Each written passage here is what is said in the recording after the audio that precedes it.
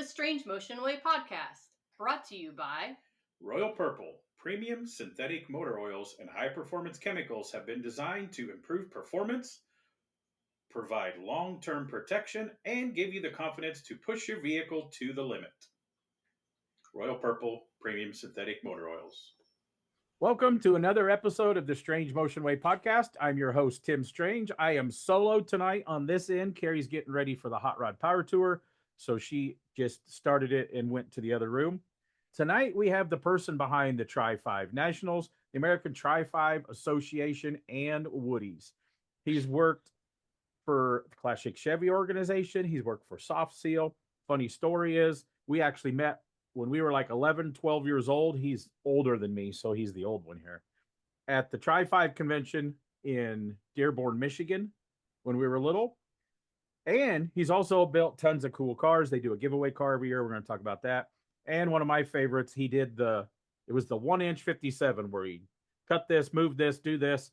And he actually built that for George Poteet and won the Chip Foose Design Awards, the Grand National Roadster Show. Welcome tonight's guest, Chris Sondles. Thanks, Tim. I'm extremely glad to be here. This is the first time you've ever done a podcast? I never watched a podcast until you told me about this. And then I was told later that most people just listen to them. But I couldn't stop watching. So now I just run my car into stuff because I'm just watching the podcast all the time. Yeah. Like our podcast numbers are way better Spotify's our big one. Because when I listen in the shop or going down the road. So I don't sit and watch it. And I don't think a lot of people do because our YouTube numbers are not very good.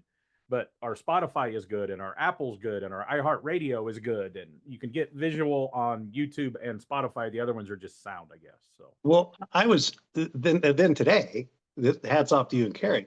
I was like, well, I have YouTube music on my phone. So I listen to my phone, So I go to my YouTube music and I hit the seek or the search button and I typed in your name and every episode came up. I was like, this is pretty neat stuff. So it's great. It's great to be here, and I'm honored that you invited me to come along for the ride. I think you will be episode 111. Wow, good. Yeah. That's amazing. Amazing. They do one every week, so yep. It's impressive that you guys you're telling the hot rod story through, I guess, the voice, and in some cases, I guess, the face of the people who've done it. Now, you've had some amazing guests on this show. My hat's off to you. Yeah. So tell everybody which one you watch first. Well, I went through all of them, and no disrespect to any of the other people who were on there. Yeah. But when I saw that Roy Brizio was on there, Roy was and is still one of my icons and my heroes. So naturally, I clicked on that, and I had heard some of the stories. Many of the stories I knew of but never heard, and then there were stories I had never even knew existed. And he's got so many more stories too. So he's never done a podcast. He always said, I will do yours. And I don't think he's not done one before and he's not done one since. So that one's, and then he's the most genuine. Yeah. He's the most genuine guy. Like he is who he is. And watching that, it was, it was 2 hours of Roy talking. And I if it was 4, I think I would, have kept listening. So one more thing on Roy, they had nothing that they could put the camera on. So the Carroll boy, I say boy because he's like 35, that works there, brought a laptop in, set it up, sat Roy in his desk, said, "Here, talk to Tim." And they had no computer, or I don't think he even has a phone or an iPad with that, with a camera on it. So that's pretty cool. So okay, So let's talk about Chris. So now you said you've listened to bits and parts. We like to go back and get the story of you growing up, little Chris. I know how you got in, but tell everybody, how were you as a little kid growing up? Well, I was born into a car family. My dad was a car guy, and he was into street rods. And when I was a really, really little kid, he had a 34 Chevy, and probably one of my earliest memories, he had a 71 Vega GT. He actually worked at General Motors at the Lordstown Assembly Plant, and he had a brand new 71 GT. I'm not old enough to remember that, but I remember it in its later years. He put a small block in it, Don Hardy, suspension stuff and engine kits, and that's kind of where that came from. But my world kind of really evolved. And the car, my uncle, his brother, both of his brothers actually were in the automotive aftermarket, if you will. His younger brother, Tom, uh, he was a GM certified mechanic, knew he didn't want to work in a dealership. So from an early age, he always kind of ventured out on his own. And then his older brother, Norman, he was always a radiator and cooling guy. And so those guys, were kind of instrumental. But my Uncle Tom bought a 57 Chevy two-door sedan in 1974 that he was going to make a race car out of. I'm proud to say he's actually having his 50th wedding anniversary this month, and that car was in the wedding. So he bought it in 74. They must have finished it in 76, and in 76, that 57 Chevy had disc brakes, power steering, tilt wheel, a 4-bucket seat, full console sweep from the dash to the package tray. And in 1976, that existed in the hot rod world, but not in Tri-5 Chevys. And yeah, do you know what he adapted the disc brakes off of? they were, they were good at going to junkyards. As little kids, my brother and I would carry the acetylene tanks and the cutoff, machinery. Mm-hmm. But I think the front brakes were actually a combination of A body. I think it was I can't remember exactly, but there was a lot of A body and G body parts that they used to make all that work. But it had cruise control. I mean, it was in 1976. That's pretty high tech. And then we ended up with the car because soon after getting married, he needed to buy a house, and interest rates were 15%. And my dad had a good job, so my dad bought the car. And that's kind of the car that I kind of grew up with. And that's the car that you recognize from the classic Chevy, days. I still own the car. I've owned the car now 30 years. I took ownership of the car in 96, and it's probably the thing other than, my brother that I've had longest in life is that car. Yeah. And I've seen you not be easy to that car. You've dropped the drive shaft out of that one of the nights at the Tri-5 Nationals. Yeah. It might have been twice. Every time I've taken it to our show, I broke it. So now I don't take it because I don't want to break it anymore. I don't care about breaking it. I don't want to fix it anymore. So it's in the showroom at Woody's, and I like walking past it daily rather than breaking it. And it's a lot of fun. When I redid it, not shortly after I got the car, everywhere I would take it, naturally people would be like, "Hey, that's Fred's car," and I got kind of sick of hearing that. So I decided one day, hey, it's my car, I'm going to redo it. And so we redid it like a gasser. And to me, I don't remember gassers. I remember shiny paint, a lot of twinkle, a little over the top 70s stuff. And that's how I built the car, like a 70s drag car. And it has red variegated gold leaf, and it's named Old Faithful after my wife. And it's kind of a tribute. If I call my wife Old anything, she's probably going to karate chop me in the neck. There's not a D on it. It's Old Faithful. Okay. Yeah. Okay. Yeah. Okay. Very specific. Yeah, that's right. That's right. So then they were obviously Tri-5 family. My dad, I told Faith the story earlier. He, in 1974, so probably not far after when my uncle bought this car, there was an ad in the back of Hot Rod magazine. Do you know this story? I don't think I do. There was an ad back when Hot Rod used to have classified ads. Do you remember seeing old Hot Rod magazine? Yeah. He used to have classified ads in the back, and there was an ad that said, if you like, and I'm paraphrasing a little bit, but I'm not far off. If you like 1955, 56, and 57 Chevrolets, send $15 to P.O. Box, blah, blah, blah, blah, somewhere in Florida. My dad was like, seems like a deal. It didn't say what it was for. It didn't say what you got for $15. It just said, if you like. He's like, here's my money. Well, we were member number 120 in the Classic Chevy Club. And years later, when I went to work for them, I think our active membership at one time was 30,000. So I think my dad was, I want to say 440 something. So he was under 500. He was an early on one too. Yeah.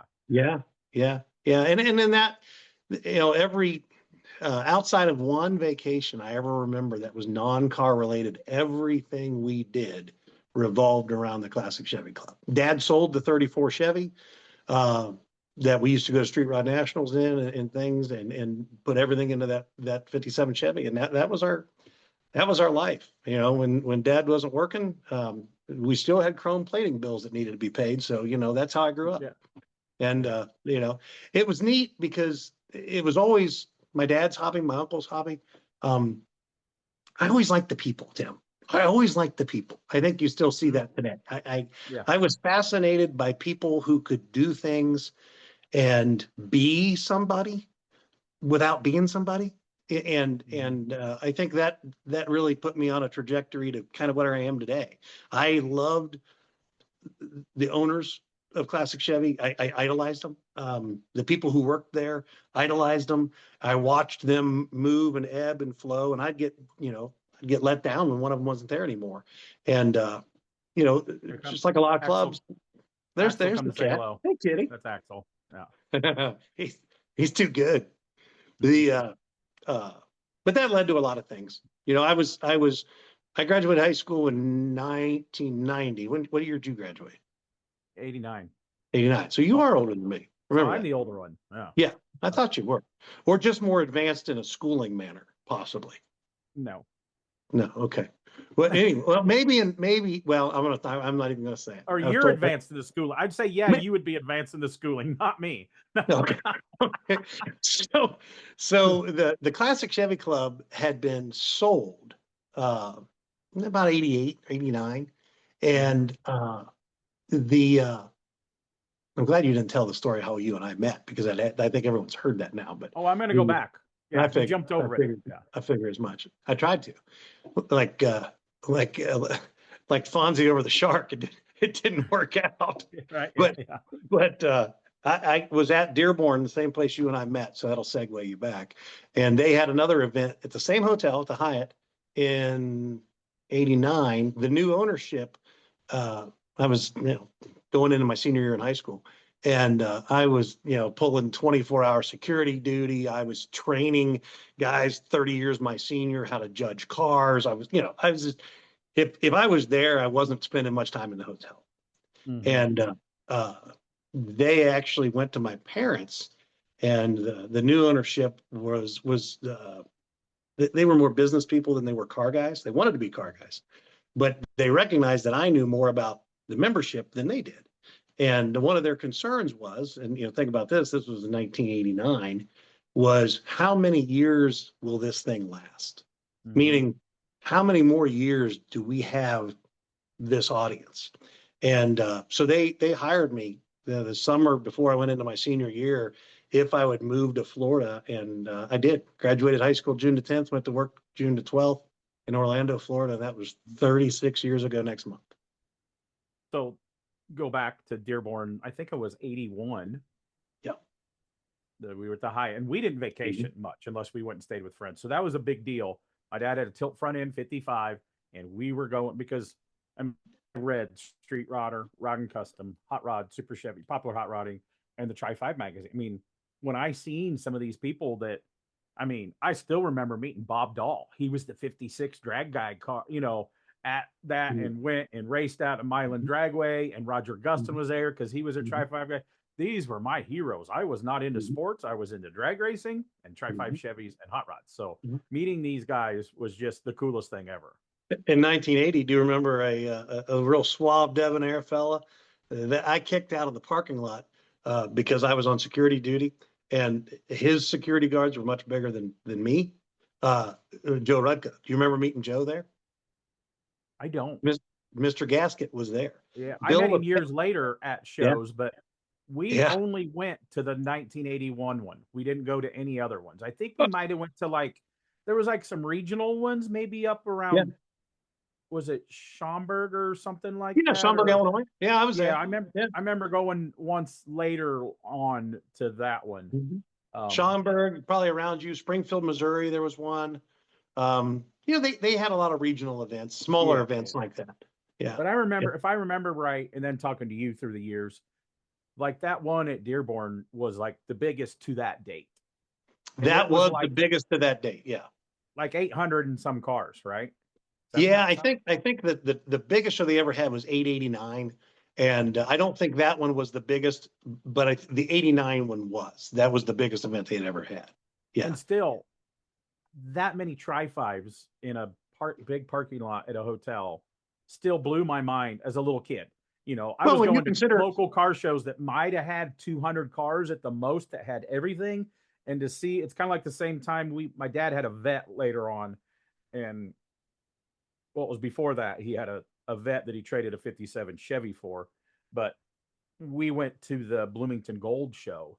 yeah, And I told my dad on the way home, I don't want to see another vet for a while. I was over Corvettes because there were so many of them, but I never said yeah. that with the Tri-5s. I was like, that is cool, but we could never afford to go back to the big convention that they called it. But I still Well, remember. if you think about it too, I mean, your dad having a flip front car, ours being wildly modified, that was at a time where, and I'm going to throw some pretty pretty solid numbers. 80 to 85% of the cars that were there were restored cars.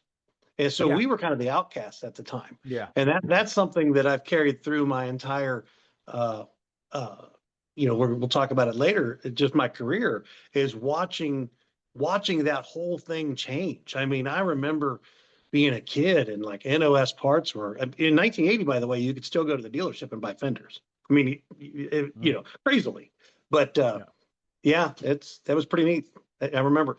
So Uh, did your dad and uncle, if I remember right, did they have a Tri-5 parts company, like they sold stuff? My uncle did. My uncle did. Okay. Yeah, my dad never Okay. had anything to do with any of that. My uncle had he started a restoration shop in the early '80s. My brother worked for him for a couple summers, and then I went to work for him. I think 14, 15, 16.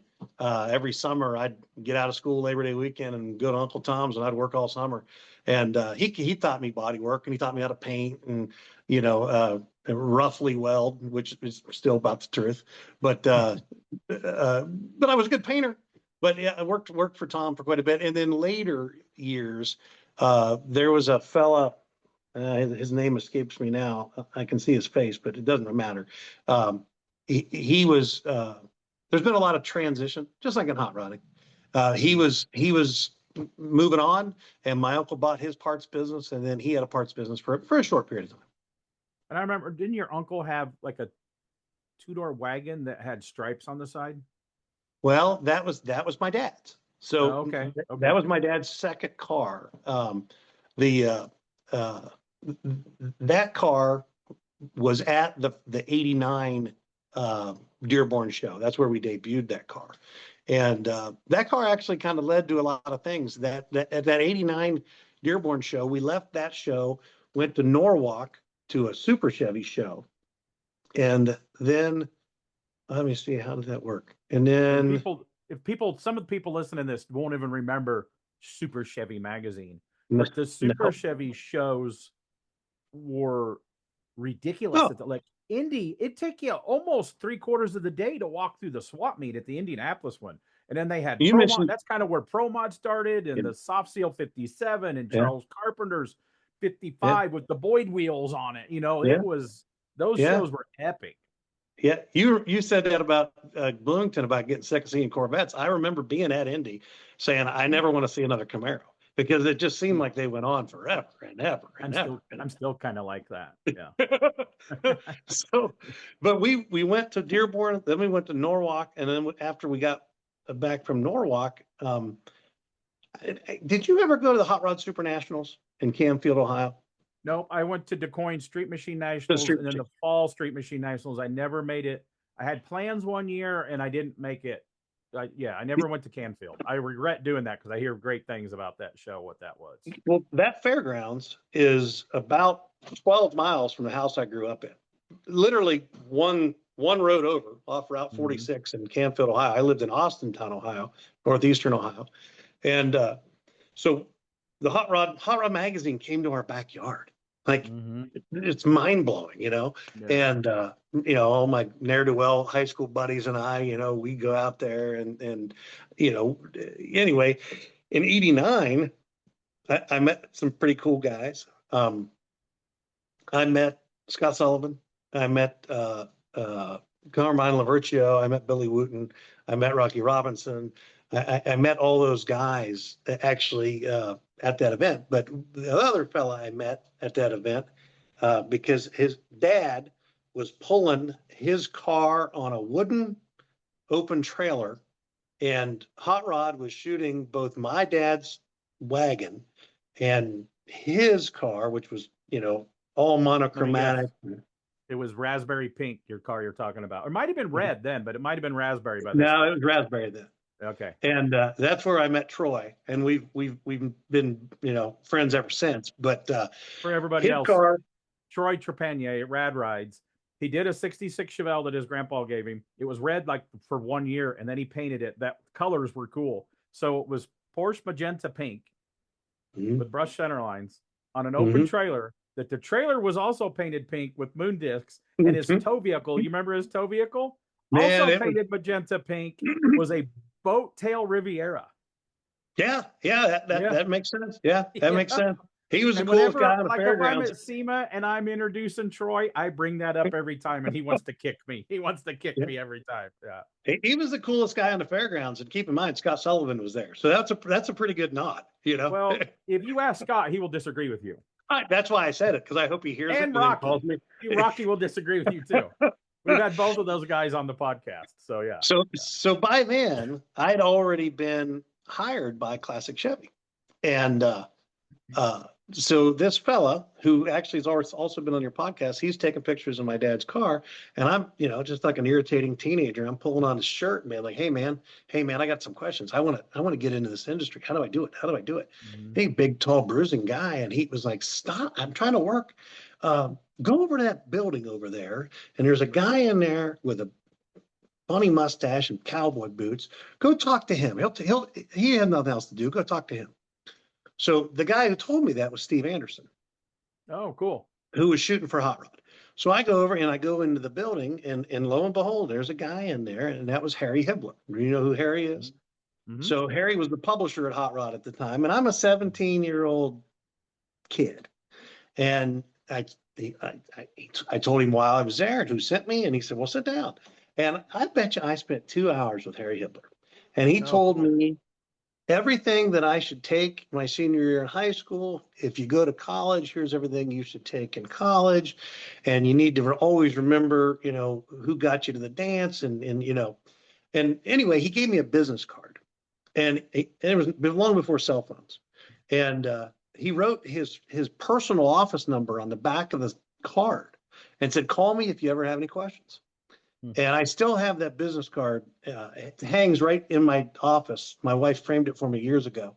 And I still remember that, as a 17-year-old kid, having, hand grenade Harry Hibbler, the publisher of Hot Rod magazine, spend that much time. It's part of what makes this industry so cool. Is he still around? Is he still alive? I believe so, Tim. Okay. I know every time I'm at. I know I won't get him on the podcast, so I know that because if he's around, I think he might be in a home or something. Yeah, he was on the American Hot Rod Foundation podcast. Yeah.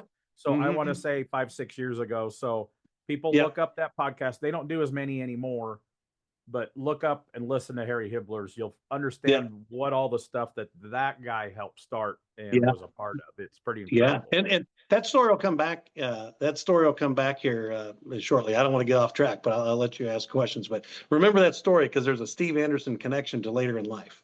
Okay. I'm taking notes.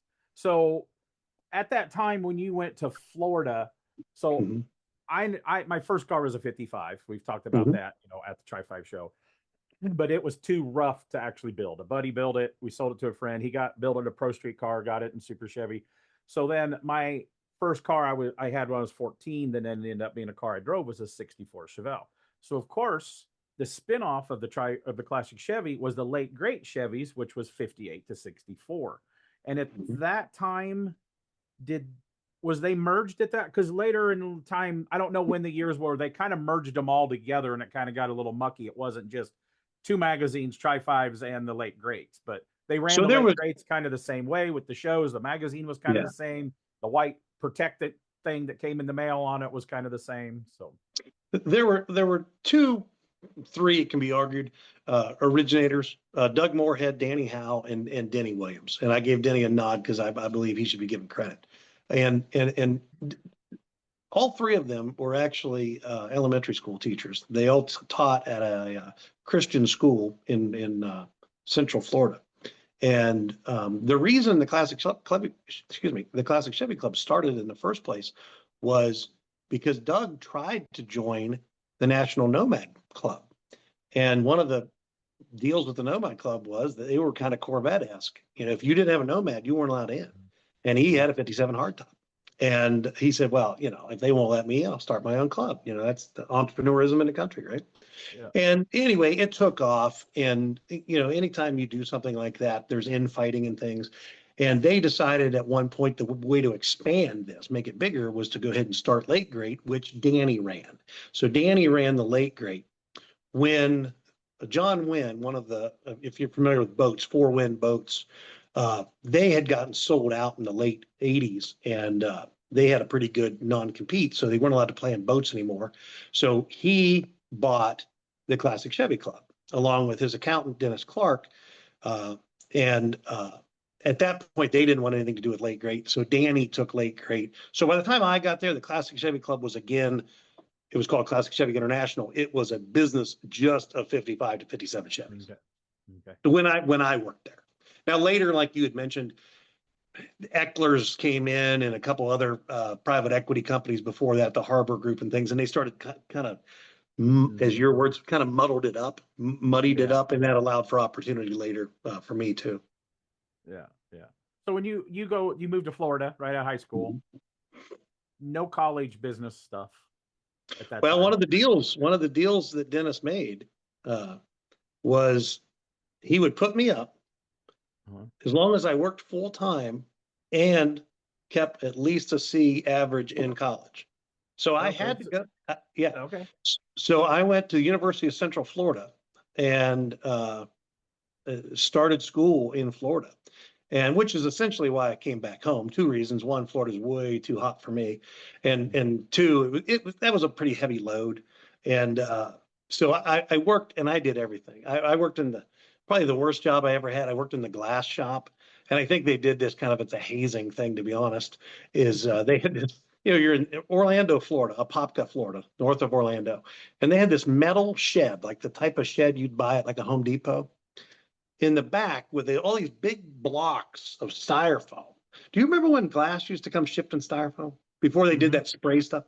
Well, they had these big blocks of styrofoam, and then they had these patterns.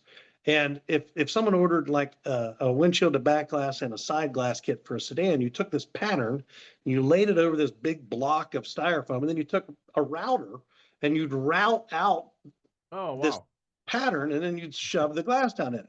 Now imagine it being 114 degrees in Orlando, you're covered in sweat, and you hit this router. What do you look like? A snowman. Yeah. I mean, immediately it's just thick. You're just covered. And so I did that. And I worked in the used parts department. I worked in the shipping department.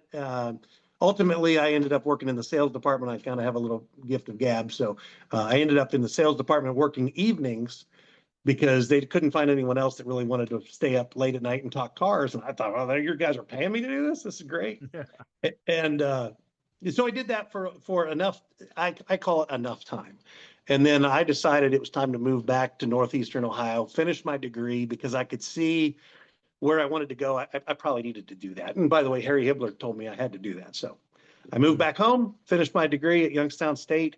And I was telling Faith earlier, way before people worked remotely, I was a remote worker. So I actually put together a deal with Classic that I could work from home, still write for the magazine, which they had a monthly magazine, and that I would put together a road tour for them. Because one of the things, as I mentioned before, they were worried about how long can we keep this thing going? And I was a big advocate even back then. I don't know how long you can put an anemic 265 gypsy red convertible on a trailer and get people interested in that. Not that I don't love them. I love them. Love them. But I recognize that in order for there to be a future, we needed to hot rod these things, right? I mean, I was always a big study of the NSRA and of the cars that came before. And, by the time the 90s came around, was there any Model T clubs left? You know, there's still some Model T clubs around. Yeah, but I mean, the numbers just went, crazy, right? Same thing with AACA, went like that. Why Street Rod Nationals went like this. So I kind of looked at the Tri-5 world in that same way, and they agreed. They said, okay, put it together. So I put together the first several years worth of their road trips, and that's how the Super Chevy shows got involved. And I never drove a trailer in my life. Flew, I don't remember how old I was at that point, early 20s. Flew from Akron Canton Airport, which isn't even there anymore, to Orlando. Got picked up at the airport. They put me in a gas-powered 454 dually with a 48-foot, 12-foot high gooseneck trailer. Probably and I had 3 miles a gallon, didn't it? Oh, your shirt isn't as red as the headers would get when you went up a hill. Yeah. And I had to drive. I went from Orlando. The way I learned how to drive the trailer, I went from Orlando to Minneapolis, where there was a show. By the time I got to Minnesota, I was pretty good at it. And I drove that truck for several years, show after weekend after weekend after weekend. And people don't understand. Back then, you'd set up, you'd get there, you'd open the doors, you'd set up all this stuff, and you'd sell all these parts. And you better remember what you sold, because there was no computers, or if there was, it wasn't any good. And so you'd write all this stuff down on legal pads, and then before you left town to go to the next venue, you'd go down to the office center at the hotel, or if they didn't have one, the front desk, and fax your order back to the club or the Classic Chevy, and so that Monday they could package it up and send it to the next stop. And I look back and I think, how? And not only how did I do it, why did I do it? I mean, oh my God! But the why paid off, because man, I got a lot of miles under me. Yeah, in good miles, Yeah. But I did that. I did that until a fella that I was at. Where was I at? Maple Grove. I was at Maple Grove Super Chevy, and a guy walked up into the back of the trailer who I'd known since I was a kid, because of the Classic Chevy Club, and he said, "Hey, you're getting ready to graduate college, aren't you?" I said, "Yeah, I am." He said, "What are you going to do?" I said, "I suppose I'm going to keep doing this." And he said, "Yeah." He said, "Road guys come and go, Chris." He said, "Why don't you come work for me? And you'd be closer to home and not have to live in Florida. You don't like the heat." And so I said, "All right." And that was Gary Anderson from Soft Seal. And so he hired me right then. Again, I never looked for a job before I got out of high school, and I never looked for a job before I got out of college. And I went to work for Gary, and that's how I ended up in Cincinnati, Ohio. And there's been a lot of marks. That was a pretty good mark. I was hired in as his marketing guy, basically doing the same thing I was doing for Classic, except I wasn't in a truck and trailer, almost dying going down the highway. I was getting a rent-a-car or jumping on an airplane and flying to a Super Chevy show, which that was a little bit better. So I did that for several years and loved every second of it. I went from the marketing guy to national sales manager, and had a lot of fun. Ends up years later, the guy who recommended me to take the job was none other than Robbie Vandergriff. I had been that kid that bugged Robbie all the time at the shows and everything else. Which is now is Robbie the uncle of Jordan that's driving the funny car now? That's no, family, isn't it? No, that's Bob Vandergriff's family. That's the Hedman Headers family. Yeah. Okay. They would both tell you they're related somehow, but you and I are somehow. I always thought they were, but yeah. Okay. But Rob had quit driving. He had done the marketing gig for a little while, and it just wasn't his thing. He wanted to go back to Knoxville and build a life. And so I got into it, and I did that through the late 90s. And then, and I want to say, if I remember right, Soft Seal was one of the first really big reproduction weather strip companies for the hot rods and the street rods and the restoration parts. And they were everywhere sponsoring race cars and all of that. That's like that same era right there, right? When they were on the Vandergriff car. Yeah. Gary and his partner, A&M Soft Seal, that was Anderson and Meyer. Bob Meyer was his partner. And Bob owned a bunch of gas stations in Cincinnati and had a bunch of neat contracts with the city and things. But I think he was the financing side behind it. And what they would do in the early days is they would go to dealerships and they would buy new old stock weather stripping. That was their gig. They'd go in and they'd buy all the weather stripping. Well, as soon as they'd run out of the weather stripping, then they realized, well, we need better start making this. And Gary, he started in his basement. They were molding rubber ends on extruded rubber that they bought from this company or that company, and it blew up. He did good because it was just like a lot of things in this industry. Timing is 80% of it, and yeah, he had a good ride. I had a good ride. So I don't know who owns them now, but Stoffsteel's still around and making good products, and you still see them everywhere. Yeah, they are. They've gone through different ownership changes. Unfortunately, Gary passed away a few years ago, but we had a couple of different, chapters, I guess, in our careers together. And in late '99, he came in my office one day and let me go. I was like, what? And he said, well, kind of, tear in his eye, like something out of a movie. He's like, you're not going to understand this until years later, but you have more to do than this, but you won't know it until you have to do it. And I look back now and I think, man, what an amazing thing for someone to do. I could have ended up pretty bad, but I bumped my head many times. It was almost like sometimes you see like a family farm that the kids just want to do, or a family business, and sometimes they push the kid out. Well, if you want to do this, you go work for somebody else first. Let you know maybe how good you have it here, or learn, and maybe your path will change. So it was kind of. That's what kind of led me to today. I left and I was so mad. I was so angry because in my mind, in my young mind, I had put so much time and effort into the hobby and, spending 30 weekends a year in hotels and, you can't build a life like that. It's hard. And I was mad. Were you still single then? Yeah. Okay. Yeah. But that's still rough. Right. Yeah. Right. But I was so angry that I turned my back on I said, I'm not going to do this anymore. I'm going to go work. I have a degree like everyone else. I'm going to go make it. And Tim, I will tell you, for all the listeners who are listening, working in the hot rod world is much better than working outside the hot rod world. And I did it. I had some professional jobs that led me from, I worked in a hospital and doing things, and I worked a couple different things. And those experiences outside of the industry is what led to Woody's Hot Rods. How long were you out of the hot rod gig? About 4 years. Okay. About 4 years. I don't think I even went to a car show for 4 years.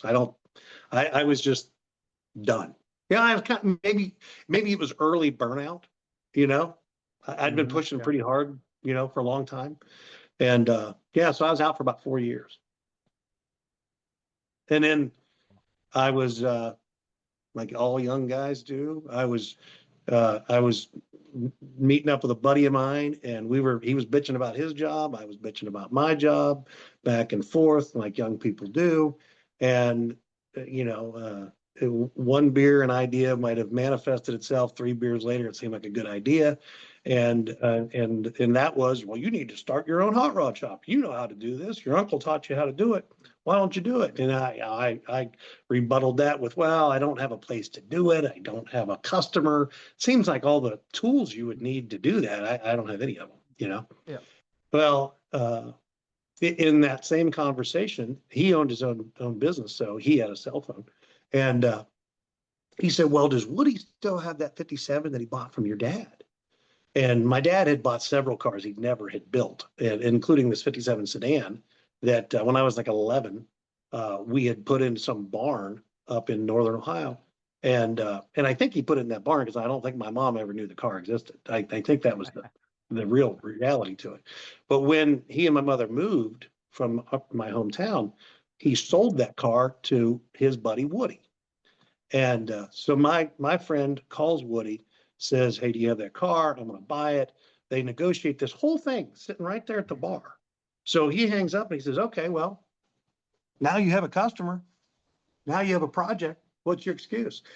Without getting into too many details, within about 10 days, in a 2-car garage, I had that car. I had gone to get my hair cut and told my barber about this lame ass idea. And he says, "Well, I have a 65 Mustang. My dad bought new. I need it restored." So all of a sudden now I have more cars than I can actually fit in the 2-car garage. And it's just like every other story. Before long, I had a second garage at the house, and I had those 2 cars and a 66 Mustang and a 72 80 SL Mercedes. And it just kind of, you know how it goes. It just kind of goes. What year was that? 2003. So we're looking at, yeah, a long time ago, almost 24 years ago. Yeah. That was the beginnings of what is, what was the shop called? Nothing. It was just my shop. And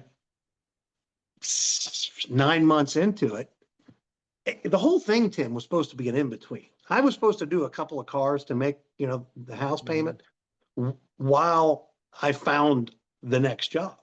Yeah. Here we are 24 years later. Apparently I haven't found the other job yet because I'm still doing it. Well, no, you just added more jobs to it. Yeah.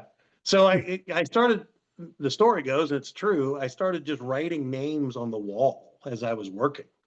And, I knew I didn't want it to be called something with my name. I knew I didn't want it to be called something regional. Everyone does that. And just one day I just wrote on the wall, Woody's Hot Rods. And because the first car that I ever built was Woody's Hot Rod. And so I'm like, okay, that seems like that works. So I called Woody, who Woody has passed now, but you knew Woody. He was inexperienced, wouldn't you say? Woody was cantankerous. Yeah, I think I might have got him to smile 3 times. That seems right. But, yeah.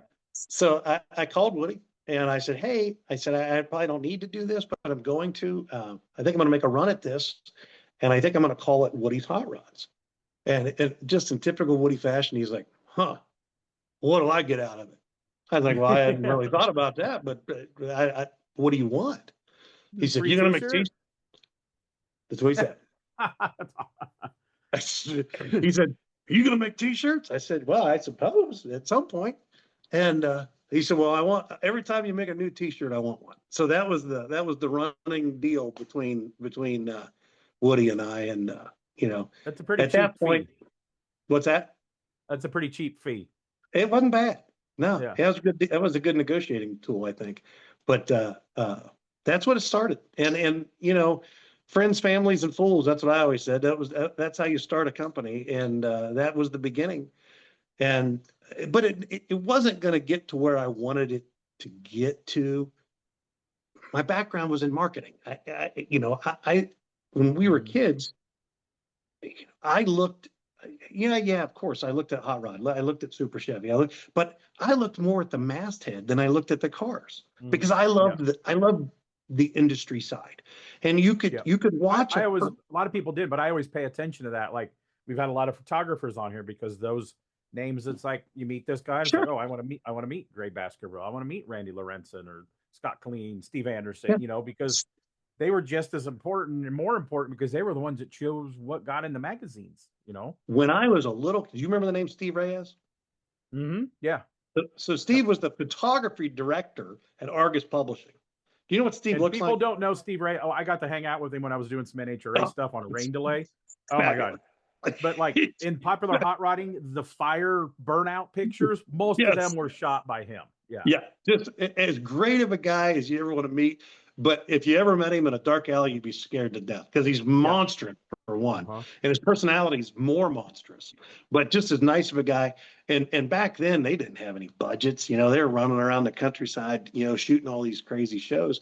And he and another photographer named Francis Butler worked for Super Chevy. And when they would come through Northern Ohio, they would stay at our house. They would literally sleep on the couch. Reyes would sleep on the couch. He'd make the other sleep on the floor. And so I was always fascinated by the people. And so anyway, we'd moved into the building that actually we're in, one of the buildings we're in now, which is an old firehouse that was built in 55. And the things were going along pretty good. I had a couple good employees, and I had a couple of decent projects. And I kind of put something together in my head one day. I had a 55 Chevy that was going to be a Morrison chassis car.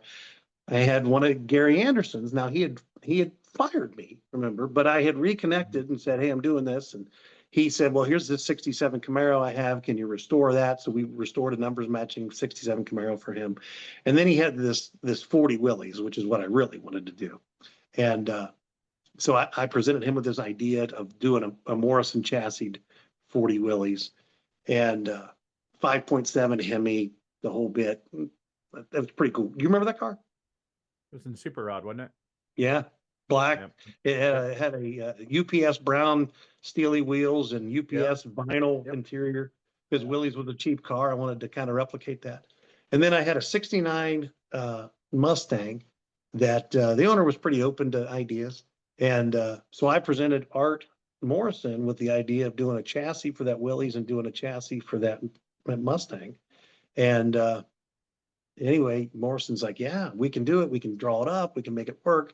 So I had an artist do renderings of all three cars, Jim Dauber Farr here in Cincinnati.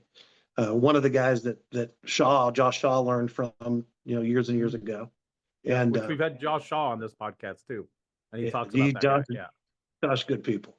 And so I had renderings, I had cars, I had customers, but I didn't have a sponsor. And so, two of the three people I was building these cars for couldn't afford the car that I wanted to build. And I think any hot rod builder understands that.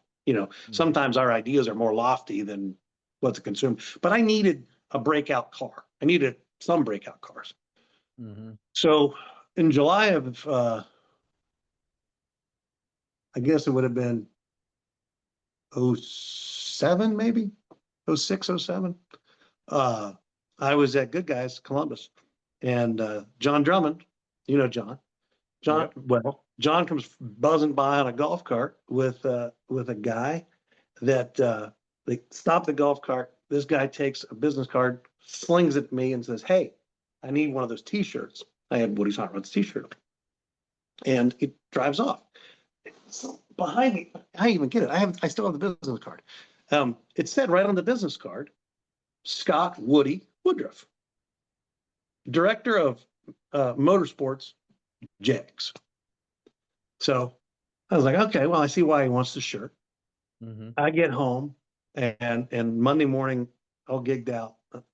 I call and I say, "Hey, man, really great to meet you."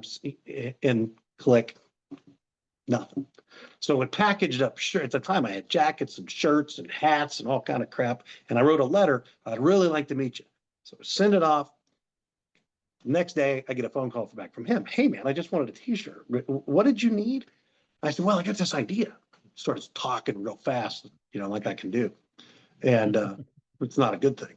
But I just kind of tried to lay out what I wanted to do. And he's like, hey, I don't have time for this.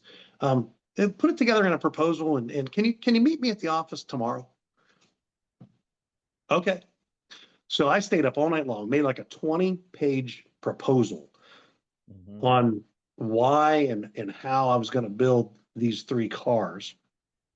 And so did anybody ever teach you that, or was that something you learned at school? Like me, I talk about it. The guy that taught me how to do that, I went to auto body school. I didn't go to business or marketing college or nothing like that. Was Rocky Robertson, because he was like the king of pro streets, and he built cars for direct or oh man, I'm blank on the name. They tried to get him super shops. and Mhm. Performance Corner and all that. Mhm. And when you're going to DeCoin, I was like 23, 24 years old. He showed me how to do marketing and proposals, and I still do. I've learned a little bit more since, but he Mhm. just figured out how to do it. He didn't go to college for all that stuff, but Mhm. yeah, now you send emails, and now, yeah. I probably had a little bit of both sides of it. One, when I was at my desk at Sopsio, I was the guy people called and said, "Can I have?" I gave Denny Terzich every piece of rubber he ever used on a car. And all those great cars that won Street Machine of the Year, all the rubber on those cars came from me because I was the guy getting the letter to donate. So I had the education, but I also had formal training at the desk. And you remember, Terzich is a big businessman too, so Yep. that whatever he was doing obviously jumped out. Yeah, you might have called, like, Mhm. my wife deals with some companies. I'm not going to say on this because then she'll be flooded with some sponsor stuff. And then she gets people's like, this yokel said that he has won SEMA. This was before Battle of the Builders, right? Yeah. And I've won the Riddler. And I'm like, Yeah. I look at his name and I was like, and she's like, you know this guy? He goes, I go, he's lying to you. Because they don't think that there's a real car person or connected person sometimes in these marketing firms, Yeah. And Yeah. so. Oh, you had to say no a lot more times than you said yes, but the yeses would work out, And Troy, that relationship went back to, like I said, Canfield, Ohio. But years later, we provided Troy and Jack with everything they needed, and so I kind of had an idea. So I put all this together, drove to Columbus, and I have you ever been to Jags in Delaware? It's just a massive. That's just north of Columbus. It's massive. And I pull up the reception area and tell the lady I'm here to see Scott Woodruff. And she's like, "Oh, he's not in this building." I said, "Oh." She said, "You drive around this building and there's another building. Go to that building." So, oh, okay. So drive around this building. It's like, it seems like a half mile around this thing. It's huge. There's another building. So drive back to that building. That's the race shop. So I walk in. It's rare air. I'm surrounded by championship trophies and more Wallies than I thought they ever made. And, they're shooting a commercial with Kenny Wallace and all this. Anyway, this fella that I met on a golf cart, he comes out and he's like, "Hey, how you doing? Glad you came down. What did you need?" I said, "Well, can I get a couple minutes of your time?" And he's shooting a commercial and all this stuff. He didn't have time for me. And he said, "Well, let's come back to my office for a minute." So we go back.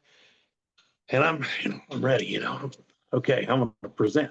So I lay this proposal across the desk. I have a copy. He has a copy. He's looking at his copy, and he just starts flipping through it. Like, I do not have time to go through this with you, Yeah. And he says, "Just cut to the chase. What do you need?" I said, "Well," I said, "Scott, I've been doing this a long time, and I think Summit's really got the traction on the hot rod side of this. You guys know drag racing, but I don't know who's really taking care of your hot rod market, but I think it could be done better." He said, "Well, that's me." I said, "Well, no disrespect, but I think I can get you better ink with this project." He said, "Well, what do you need?" So I ripped off the back page, which had all the Jegs part numbers that I needed. I'm talking crate motors, wheels. It's a big chunk of change. Slide it across the desk. And he looks up at me and looks back down at this list and he says, "Boy, that's a lot of money on that paper." I said, "I think I can do a lot of good things for you." He takes out a big magic marker, writes, "Give Chris anything he wants," slides it back across the desk, and he says, "I'll give you one piece of advice. You got one chance. Don't screw it up." I stand up, my feet aren't hitting the ground. I'm in, right? I'm doing this. As I'm leaving, guy walks in the door and he says, "I want to introduce you. This is Mike. Mike, this is Chris." I hand him my business card. I leave. It was Mike Coughlin, one of the 4 Coughlin boys. And so I'm driving back home. My wheels were spinning. Now I got the cars, I got the sponsor, and I still need to figure out the marketing side of it, but I can figure that out. Do you have the car? Was it the Vega? No. That came later. Okay. This was the I remember 55 the Vega. Chevy, 69 Mustang, and the 40 Willys. My idea was to build 3 different pro touring cars, a Chevy, a Ford, and a Mopar, if you want to call Willys that. And then we would build them on the pages of these magazines. And then when they got done, we would compete them against each other, Ford, Mopar, Chevy, in a road course and on a drag strip. And then we'd announce a winner, right? And so that was my presentation. and 3 different chassis, all different, 3 different crate motors, whatever. And so anyway, my phone rings, answer it, it's Mike Coughlin. He says, "Hey, I see on your business card you do restorations." I said, "Yeah." He said, "I've got this 78 Z28. It's kind of rare because anyway, would you restore it for me?" I said, "Sure." He said, "Okay, well, I'll text you my address. Come back tomorrow and pick it up." So now I'd been to Columbus 3 times in 4 days. I go back, pick up his Camaro.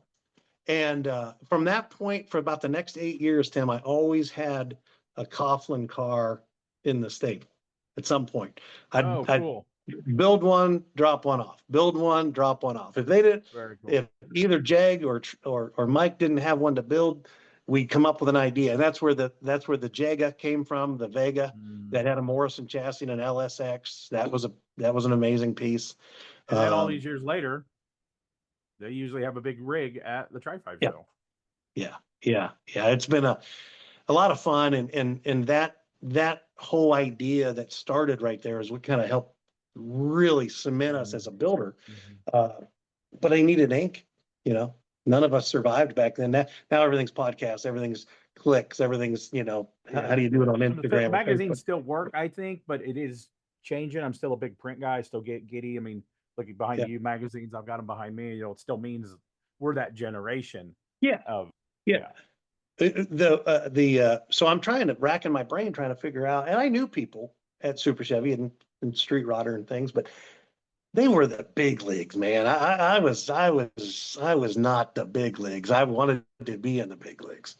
And so I had seen that Steve Anderson had left Hot Rod all those years later, had worked for Good Guys, left Good Guys, and all of a sudden he's working at this place called Buckaroo. And so I called Steve Anderson and I presented the same thing to him. And same thing, and Steve's a pretty good talker, but he got tired of listening pretty quick too, and gets off the phone. And so I thought, you know what? I called my mom and I said, "Hey, Mom," I said, "I know somewhere in one of the photo albums, there's a picture of Steve Anderson taking a picture of Dad's wagon at the Hot Rod." She's like, "I know right where it's at." So the cool part of the story is not that she knew where it was, is that she figured out how to scan it and email it to me within minutes. And so I sent that to Steve, and then my phone rang. He called back because he remembered the kid who was pulling on his shirt. Yeah. And he remembered the car. We're car guys. Same thing, today.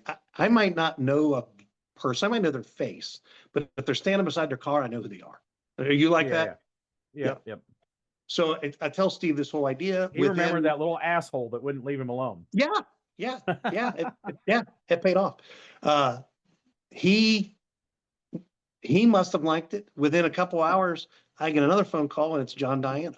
Like, John Diana's calling me. John was the man, worked at Hot Rod, all that. Yeah, he was the guy. He was the guy, and he says, "Okay, what are you going to do for me?" And that's how John was, right? I mean, he was a businessman, true and true.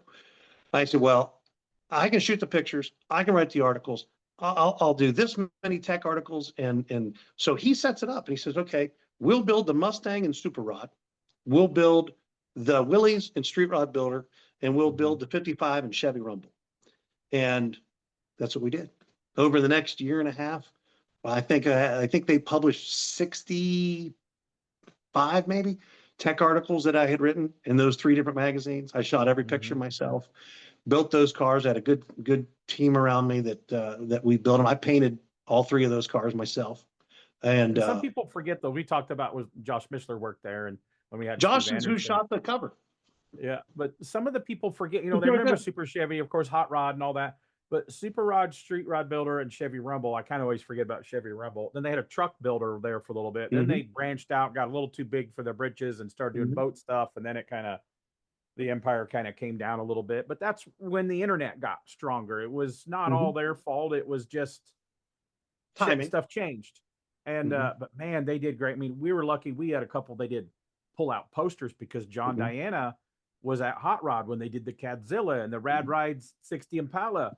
So they did posters a few times a year, Mhm. and our Shoebox Ford and our 54 Chevy were both poster cars. So, Mhm. they really Mhm. did a good job, and good tech articles, and they, Mhm. good Yeah. paper, printing, ink, all that was really good. Yeah. They did. It was a great thing. You mentioned the crumbling. We did that all.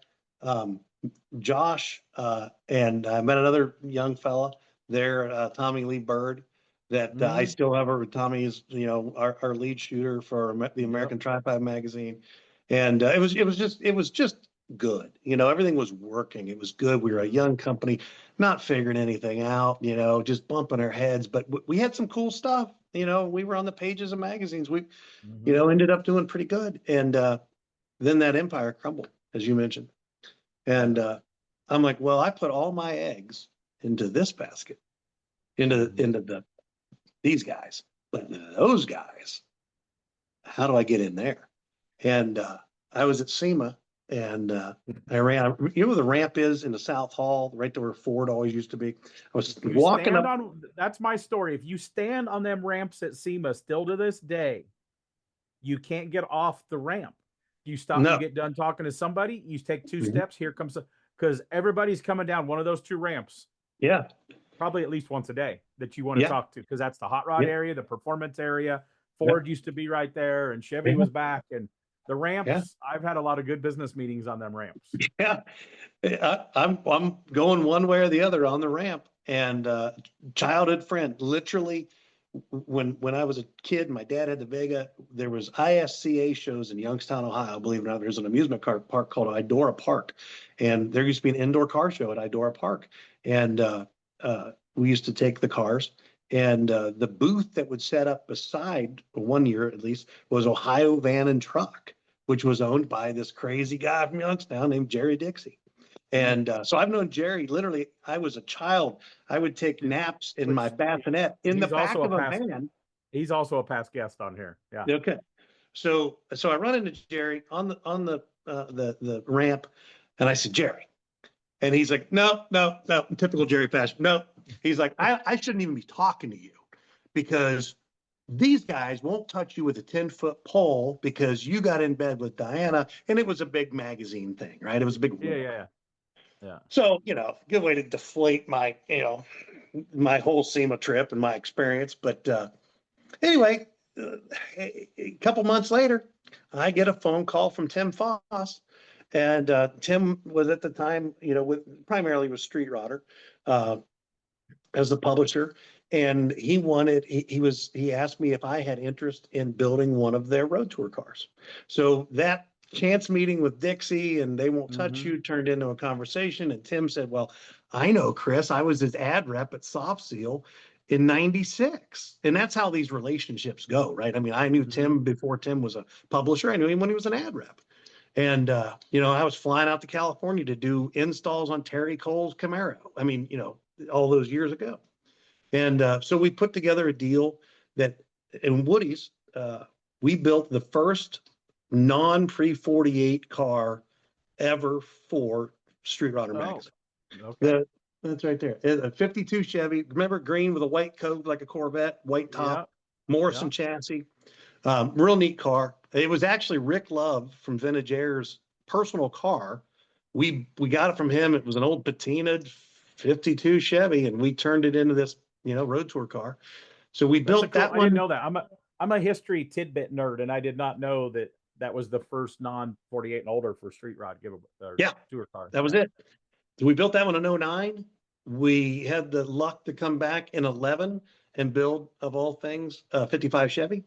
That was very good timing, because in 11, when we were building that 55 Chevy, also Morrison chassis, 409 car, Josh Shaw actually did the rendering and did laid the flames out, because that car was, I was going we to say built a that was the black 55. and real traditional looking black with big Ohio style flames on it. Well, not even Ohio style. We built that car as a Tom, if Tom McMullen, which we're Yeah. really going back. Yep. If Tom McMullen, who was famous for starting all of that, right, Street Rodder, and the McMullen Roadster, if he had a 55 Chevy, what would it look like? So we built a 55 Chevy with moon tank, the McMullen style flames, McMullen style pinstriping all over it. Pretty neat ride. And that was in 11, which was at the same time that we got the opportunity to get in on these new fangled bodies, these reproduction bodies. Mm-hmm. And that kind of That the timing there for that 55 was that a new body or was that an old body? it should have been. It was Okay. rough. It Yeah. was rough. But no, that was. But while we were finishing that car, we were started selling and producing the new cars, and so that timing kind of worked out. We ended up then building one more road tour car. I think there's only been, well, Street Rodder's gone now, so I guess that's finite. But Barry Lobeck had told me that before I built the third one, he was the only other guy who'd ever built 3 of them. And then I think Dean Livermore, I think Dean built 4. I think Dean, Yeah, I was gonna guess Dean's done at least 3, and Dean's built the famous Ford that got stolen and they never found. Well, I tell Dean all the time, you can't prove you built 4 because one of them's gone. Yeah, right. So, yeah. He only built 3. Yeah. But so we built a 57 later, and that was one of the new bodies. So That was I was lucky enough to build 3 Street It Rodder. also had flames on it, right? Yeah, that was the deal I made with Tim and Brian Brennan. Was I said, yeah, I'll build a third one, but I get to design it, which was kind of ballsy, really, because they could have just been like, no, but they had to approve it, but I got to design it, and that's Brockmeyer. That's when my relationship with Eric Brockmeyer had started, because I had a fella that had walked into my shop. I knew who he was, but I didn't know why he was in my shop. Comes in one day, and we show him around. We look at everything. He sits back down, as humble as a person could be. He said in his southern drawl, as good as he could say it, I've got X number of hundreds of cars, but I don't own a 57 Chevy. He says, I want you to call Eric Brockmeyer. You know who that is, don't you? I didn't, but of course I said I did. And he said, I'm going to call him and give him every good idea that you have for a 57 Chevy, and we'll talk. He gets up and he walks out. That was George Poteet. And so Brockmeyer designed the road tour car. At the same time, he and I worked together on what you called the 1-incher. And that was my idea. I wanted George always, to me, he's very speed oriented. That was a little bit predating some of the Bonneville stuff, but he was, to me, he represented not only hot rodding, but NASCAR and speed and racing and everything else. And I wanted to build a without it being ugly, a template bodied 57 Chevy.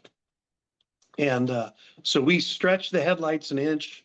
We stretched the tail fins 2 inches. Like if you grabbed the fin and just pulled it back, we took 1 inch and 5/8 out of the dome of the roof. We didn't chop it. We just took it out of the dome.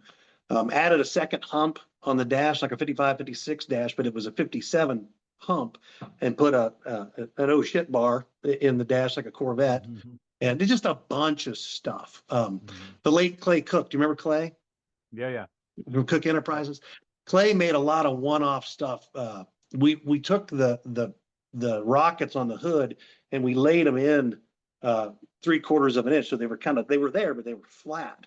But we still wanted to have the rocket. Well, Clay made one-off billet rockets and just a bunch of crazy. We had 6-lug wheels because I wanted it to have a little bit of a taste of a Black Widow, which if people know what that is. They were black and white 150s that Sedco built back in 56, actually.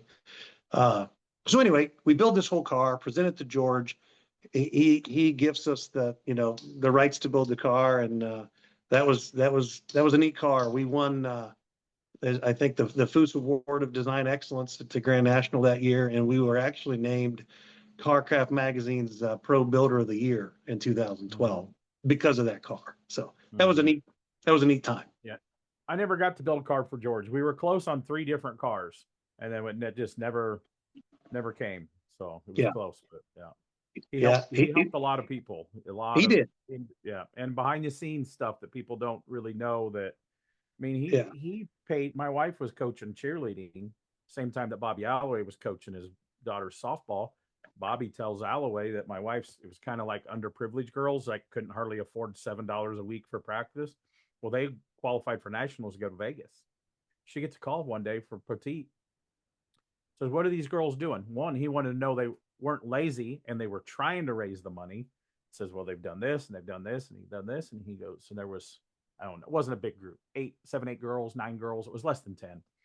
And he goes, give me an estimate of one air flight for one parent and one kid. And 5 days later, there was a FedEx check here.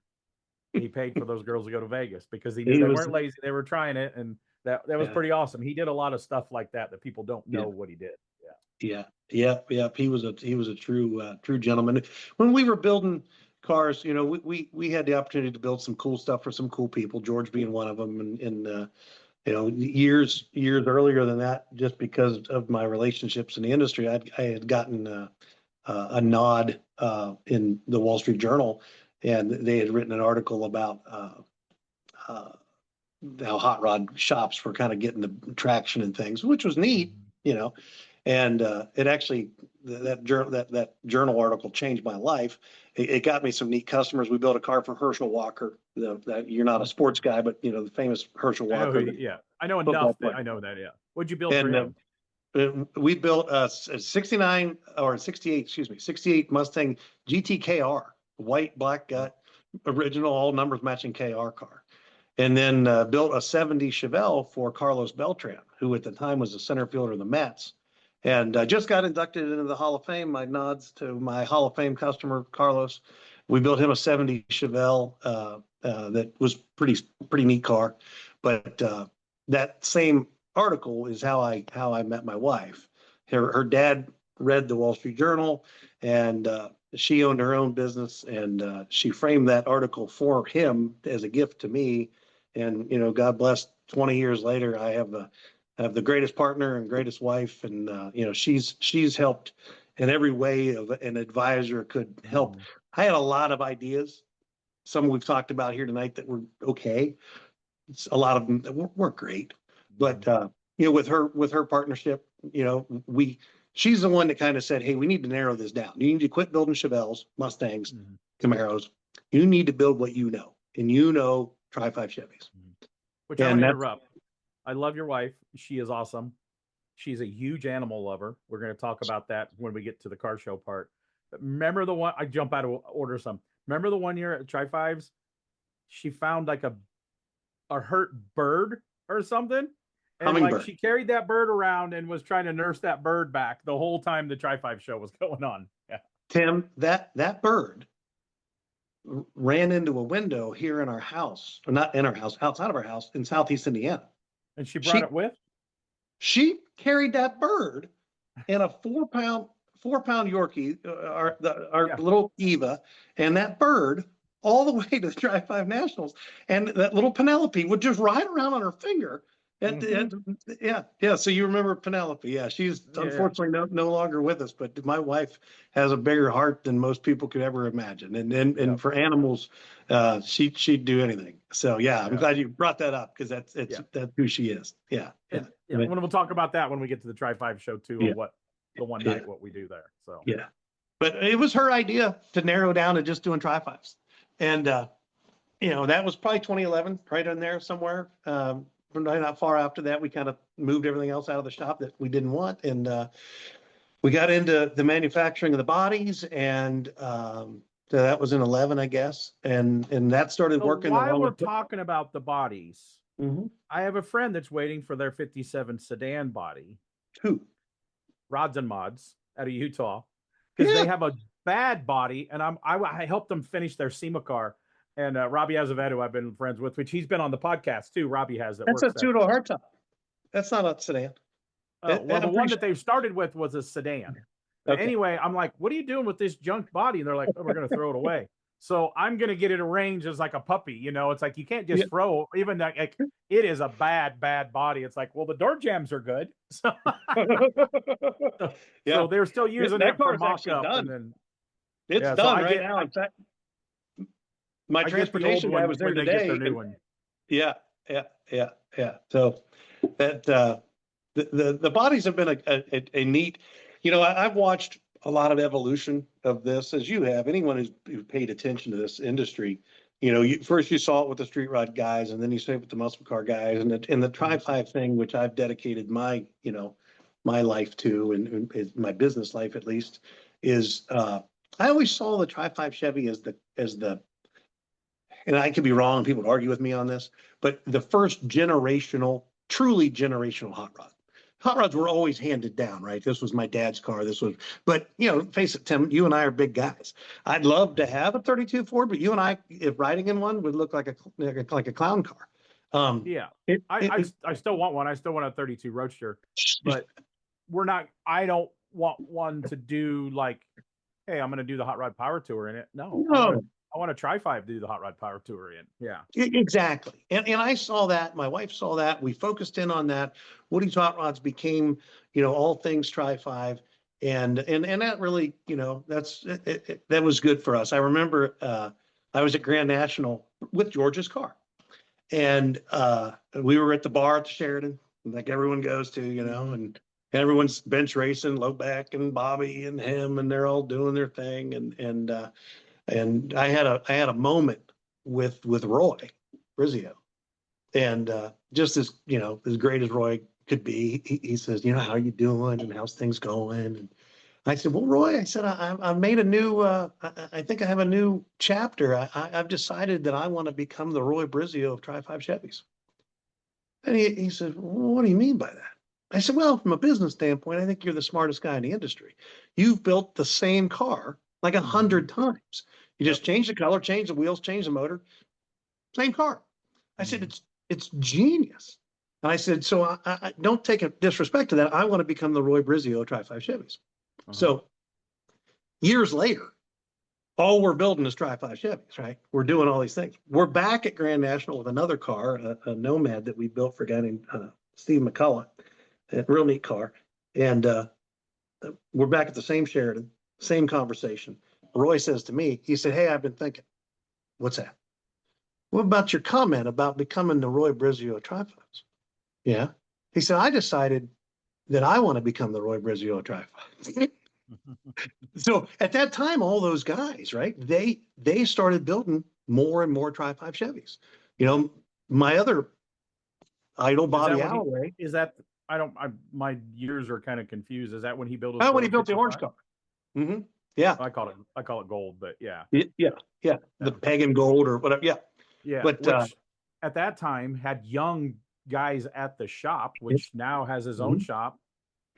Bill Ganal, that's been a guest on here and is in the Hall of Fame now. And he was there, and the young guys there, they got to drive that on AmeriCruise.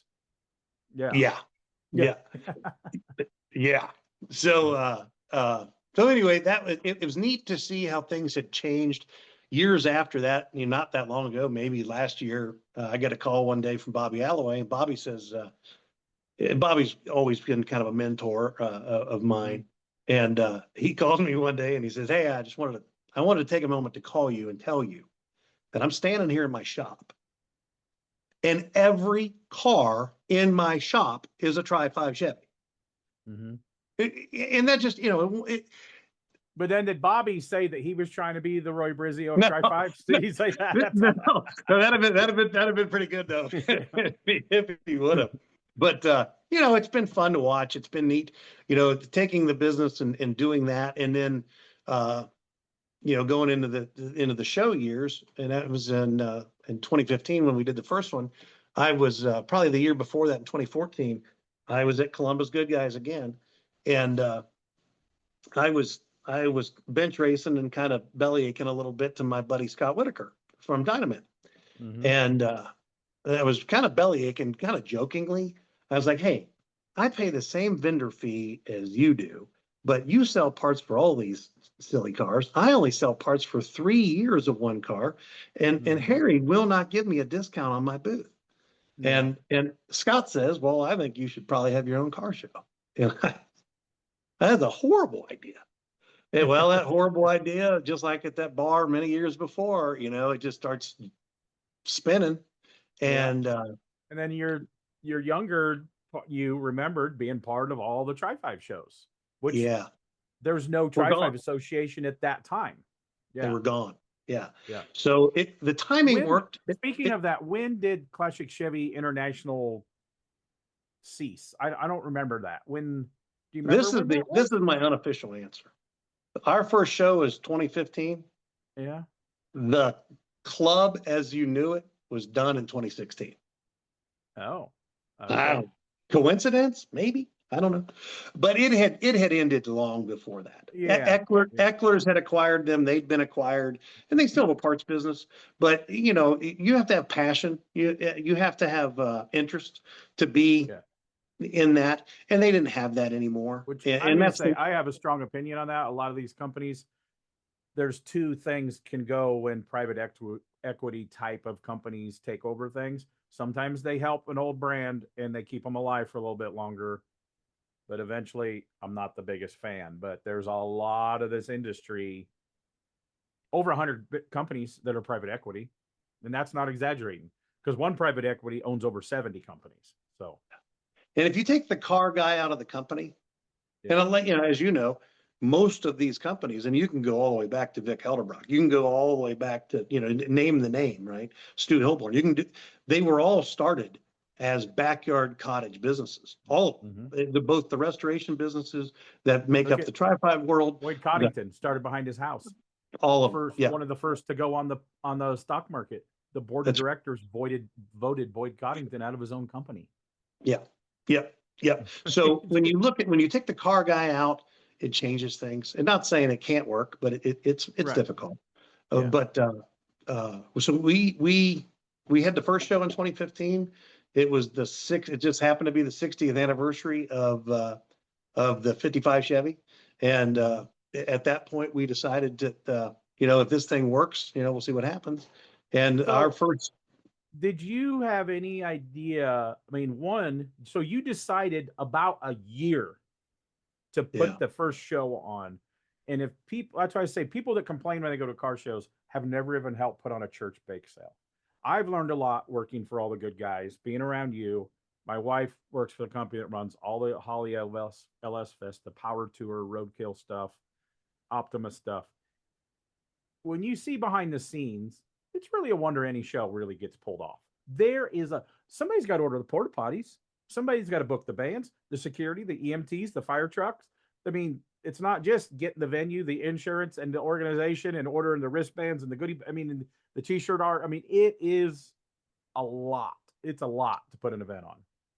It's all consuming. It is, and I was fortunate enough I had given up our own time at Woody's Hot Rods and taken our staff down and helped the Hot Rod reunion with their parking, because as you know, going in and out of Beach Bend is it can sometimes be a tenuous situation, and I recognized that I could help, and that's how I learned the ingress and egress of that facility. And Carrie would say that's a big part of any facility, is not only knowing how the grounds work, but knowing how to make the grounds work. And in the last 5 years, they've added one extra lane to get in and out of there. Yeah, thanks. But so that anyway, I was hoping for 1,000 cars at the first show. We had 1,858. And it's grown every year since. You've been to all 10 of them. Thank you. First year broke the record of the world's largest Tri-5 gathering the very first year. Yeah. And then we knew each other, and I'd seen you displaying your cars at the JEGS booth and stuff like that, but we didn't run into each other often. Yeah. But every once in a while, and you called me up because I was doing announcing stuff, and they're like, "Hey, I'm doing this event. It's a Tri-5 show." And I was like, I think I said yes before you even got. Yeah. I was like, whatever I can do, I'm there. And every year you're like, you're still in, and I just say, well, you're gonna have to pay me extra to stay away at this point. Yeah. So, And you know what the show has become is, we did the first three, but before we even get there, that's where the American Tri-5 Association itself was birthed. I think you were there the Friday night of the first event. The first night, the first year, and then we had shirts with the association on that we put on. Yeah. You put on the stage, and that. You remember where we announced it? It was at the party room at the Corvette Museum. Yeah, at the National Corvette Museum. Yeah. And that's where we announced. I remember the band you had that night. They were the Beach Boys cover band, right? Yeah. They were incredible. I'd still like to see those guys again. They were awesome. Yeah. And we and that, my idea and my wife's idea was, if we stayed true to Tri-Fives, goes back to your late great thing. The thing that I saw them mess up was they took what was a good thing that people kind of made their life, and they made it bigger. Bigger is not always better, right? Yeah. Focused is better, and that's what I've learned over the years. And it says on every membership card, staying true to Tri-Fives, because that is it. The American Tri-Five Association, by name and by function, will only ever be for 1955, 56, 57 Chevys. That's it. And now we do a 64-page full color magazine, and we've had we're by the end of that first event, when you announced that, how many members did you? I got in quick, and I signed up at the party that night, and I'm less than 100, but I'm like 80 something maybe. I think charter membership. I think charter members were 250, and I think we overdid that at the very first Saturday.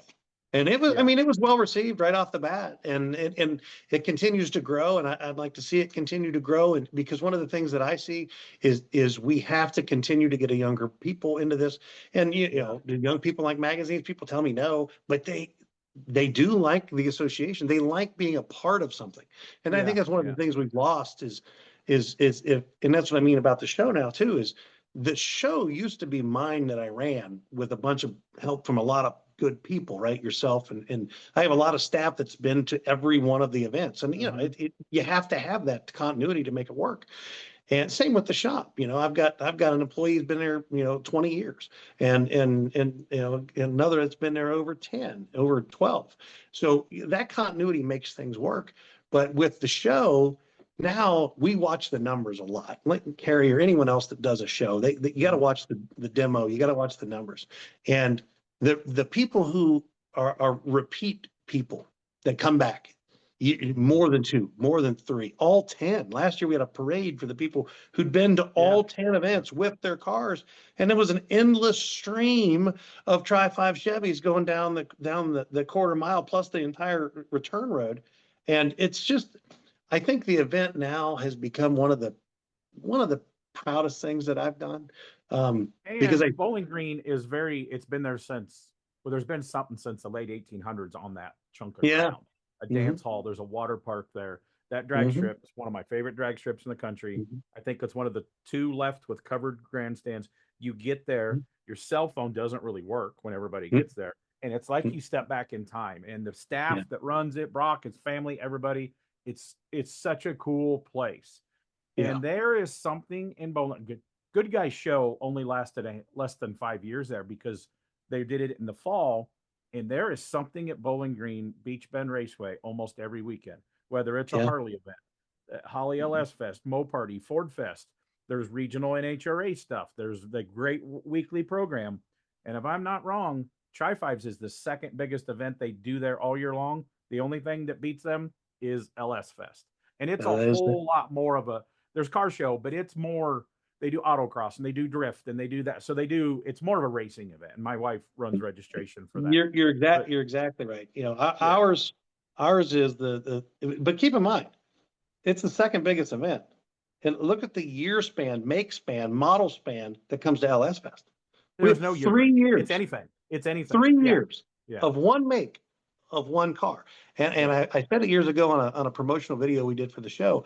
I think that's what makes it work.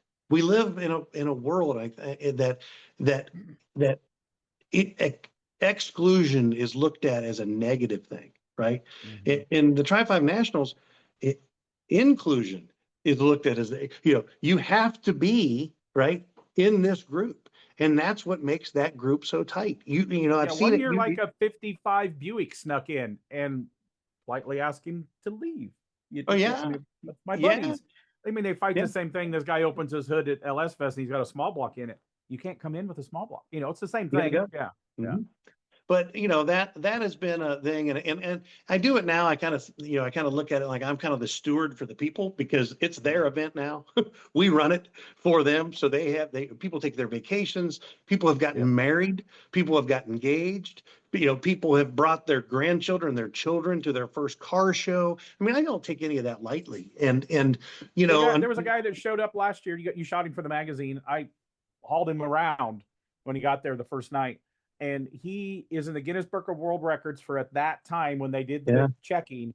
He owned his car from new longer than anybody else and got in the Guinness, and it was a 56 Chevy 210 sedan. Yeah. But like I pay attention more than a lot of people do. You go to a lot of these shows, and Tri-5s is weird. I'm a Tri-5 guy because my dad was. You're a Tri-5 guy because your family was, your dad was. But Tri-5s, there's a bunch of people there, and it's like grandpa, dad, and now we've got fourth generation that are still into Tri-5s, and they're building. Well, now they've got their aftermarket chassis and their LS motor, and grandpa might have got his restored Cameo truck there, which people don't pay attention. Some people, they're like, I can't bring my truck. No, 5, 6, 7 Chevy trucks, cars, Corvettes. Bring Corvettes too. Yeah. Bring them.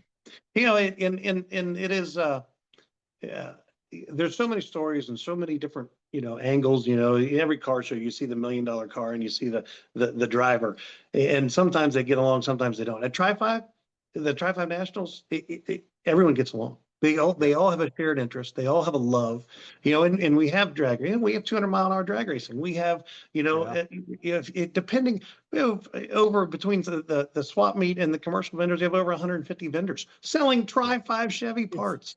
It's an amazing, the swap meet alone. I mean, I like everything, the racing and everything. The swap meet alone's worth the price of admission if you're a Tri-5 guy. I mean, the swap meet is ridiculous. Yeah. Yeah. And again, that's dedication and staffing. We have really good people that have dedicated themselves to a portion of the show, and they just blow it out of the water. They just do a great job. Kind of like, when I say, hey, Tim, you in? I do that same thing for about a half dozen people. And it's very rare that I get a no, I'm not coming back. But that's one weekend a year. The other 51 weekends of the year, we still run Woody's Hot Rods, and happily, I drive a 56 Chevy wagon to where I drove it today to work. And, what other industry can kids, you, me, hopefully a kid that listens to this, when they're going to class or whatever it is, it can realize you can become friends with your heroes. You can work your way into a job that you didn't even know existed, right? And then we're doing it now. I remember when we were the young guys. We're old now, Tim. I found out earlier, you're older. We're old now. And it's our job, it's our necessity to make the younger person who really is like, well, I want to work in something that I love, and that's what hot rodding is. I mean, when you go to your job, get your hands dirty and work on a car. Like we go and talk to the local. It's the county auto program. Try to once a year. Yes, my wife for 15 years did upholstery at the shop and helped everything in there, and still runs the book stuff. But now she works in the industry as putting on events. She's got back. There's so many different ways you can do it. She's getting ready for Power Tour. I mean, now. There's a lot of stuff in this aftermarket automotive world, and you don't have to sand bondo or weld all day long. There's a lot of stuff going on. Yeah, that's right. And you find the thing that makes you tick, and you follow that. And I've been blessed with a wonderful wife as you have, that and I know Carrie does the same for you as my wife does for me. It keeps us pointed in the right direction. We need supervision. By all means. And it's been good. It's been, hot rodding has been very, very good to me. So how many years is Tri-5 this year? I should know that. You didn't do one the year of COVID. Canceled. This is our 11th year. Yeah. This is our 11th year. So actually it's our 12th year. And I meant to tell you, we've had people from 13 different countries.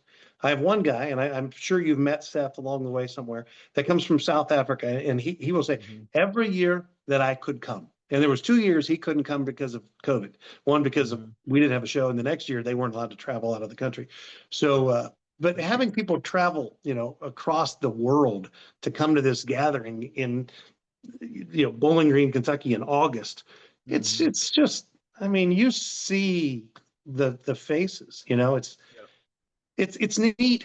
And it also helps me realize where we're going. And I kind of looked at it a couple of years ago. I coined this thing because we're starting to do hot rod service at Woody's Hot Rods now. We'll add power steering. We'll do disc brakes. We'll put a TMI interior in a car, whatever. And I told people years ago, I started hearing this phrase because people were buying cars who weren't necessarily car guys. When we were kids, our uncles, our fathers, our whatever, if you were into cars, you worked on your own stuff. It was very rare that there was a hot rod shop. Then my dad, even though I joke about this, but he still can't comprehend that I get paid to build cars for people. 100%. Because still all of him buddies, they do it all themselves. Sure. But sure. Yeah. You're still building. I mean, it's kind of a joke with us, but yeah. And that took on its own life, right? I mean, and a lot of, I mean, you and I could sit down with a legal pad and try to name them all. We might get half of them, but there's a lot of shops, right, that have come, gone, existed, succeeded, whatever the case. But now it's not just the shop, it's the owners. I see people who are buying cars that never had a car, never had a 55 Chevy before. I'm looking at my battery my battery life is clicking off. Do I need to plug this in? You need to plug it in. You're on your phone, right? Yeah, plug it in because we're not done yet. Okay. Time out. Yeah, I'm not going to stop it. It'll be fine.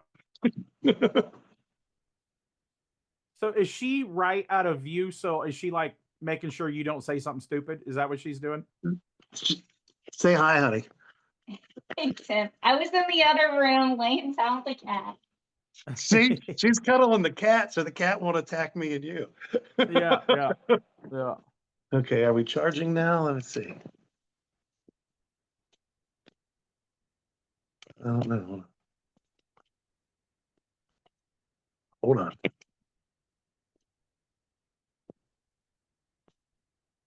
Oh, there we go. All right, we got life again. We're good. So one of my questions is, when you thought about doing this show, what you had to be out of your mind, or the conversation with your wife and everybody at the shop, we're not only going to put this show and organize it and start an organization, we're going to do a giveaway car at the same time. I mean, obviously you've done the giveaway cars because you did all them for Street Rodder, the road tour cars, but somebody had to be the voice of reason and say, Chris, you are out of your mind. But that's one thing. You guys build a car every year in succession, 55, 56, 57, 55, 56, 57, and you give a car away to a registered person. And this is good stuff. Like, you're not giving here, some assembly required. They're good stuff. We've given over, last year I was doing the math, we've given over $1 million worth of cars away. Think about it. I mean, every one of those cars that we've given away was a six-figure car. This is the 11th. This is the 11th car. There's been a couple $200,000-$300,000 cars. I don't want to get in trouble with finance people, but aftermarket chassis and gas. So you ask who the voice of reason, all that stuff. Yeah. You ask who the voice of reason was. Every once in a while, I slip one through, but I think the giveaway cars. I learned it from Bobby Alloway. Yeah. Shades of the past. Giveaway cars bring people. They do. They do. And we have a hot rod shop. We have paint booth and welders and talent and guys, and this is what we do, right? And so you're selling parts, so you're promoting your parts too. That's exactly right. And then it goes back to, again, sponsorship, right? I was always on the marketing side from being a kid. So I'm like, okay, what's the best way for my sponsors to get a good bang out of this show?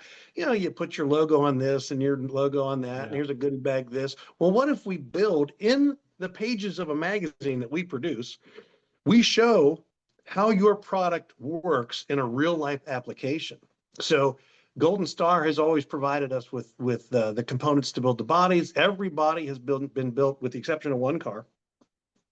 And they hadn't built a 56 two-door sedan at the time. And So that was an original body, but every other car has been a new body. And we've had a variety of different chassis under them. And Rinke Chevrolet has always been very good on the powertrain side of things. And different vendors have come and gone through the years. CPP is always, very willing to help us out. As of course, they're the presenting sponsor of the show now. And Dan Chuck used to be, and then Dan Chuck kind of got sold a couple times, and so there's like you said, things never things evolve. When you've been doing the shows this many years for 12 years, there's a lot of stuff that can change in the industry over those years. There is, and some of the changes needed. Some of the changes hard. The Dan Chuck thing. One of my dearest friends, Steve Brown, was the general manager of Dan Chuck. And when we came up with this idea to do the show in the first place, he was the first phone call because I knew I needed that sponsor dollar. It takes a lot of money to host an event and to do it the right way, right? A lot of people try to do a show, but to do it the right way, there's certain ingredients, right? I mean, you've tasted really bad chocolate chip cookies, right? And then you've tasted really good chocolate chip cookies. What's the difference? Yeah. Well, it's the ingredients, right? And that was always my mindset. Well, I knew I needed those special chocolate chips, and Dan Chuck had them. And I called Steve, and Steve jumped on board, and Dan Chuck was a fabulous part of the show for a long time. And things evolved.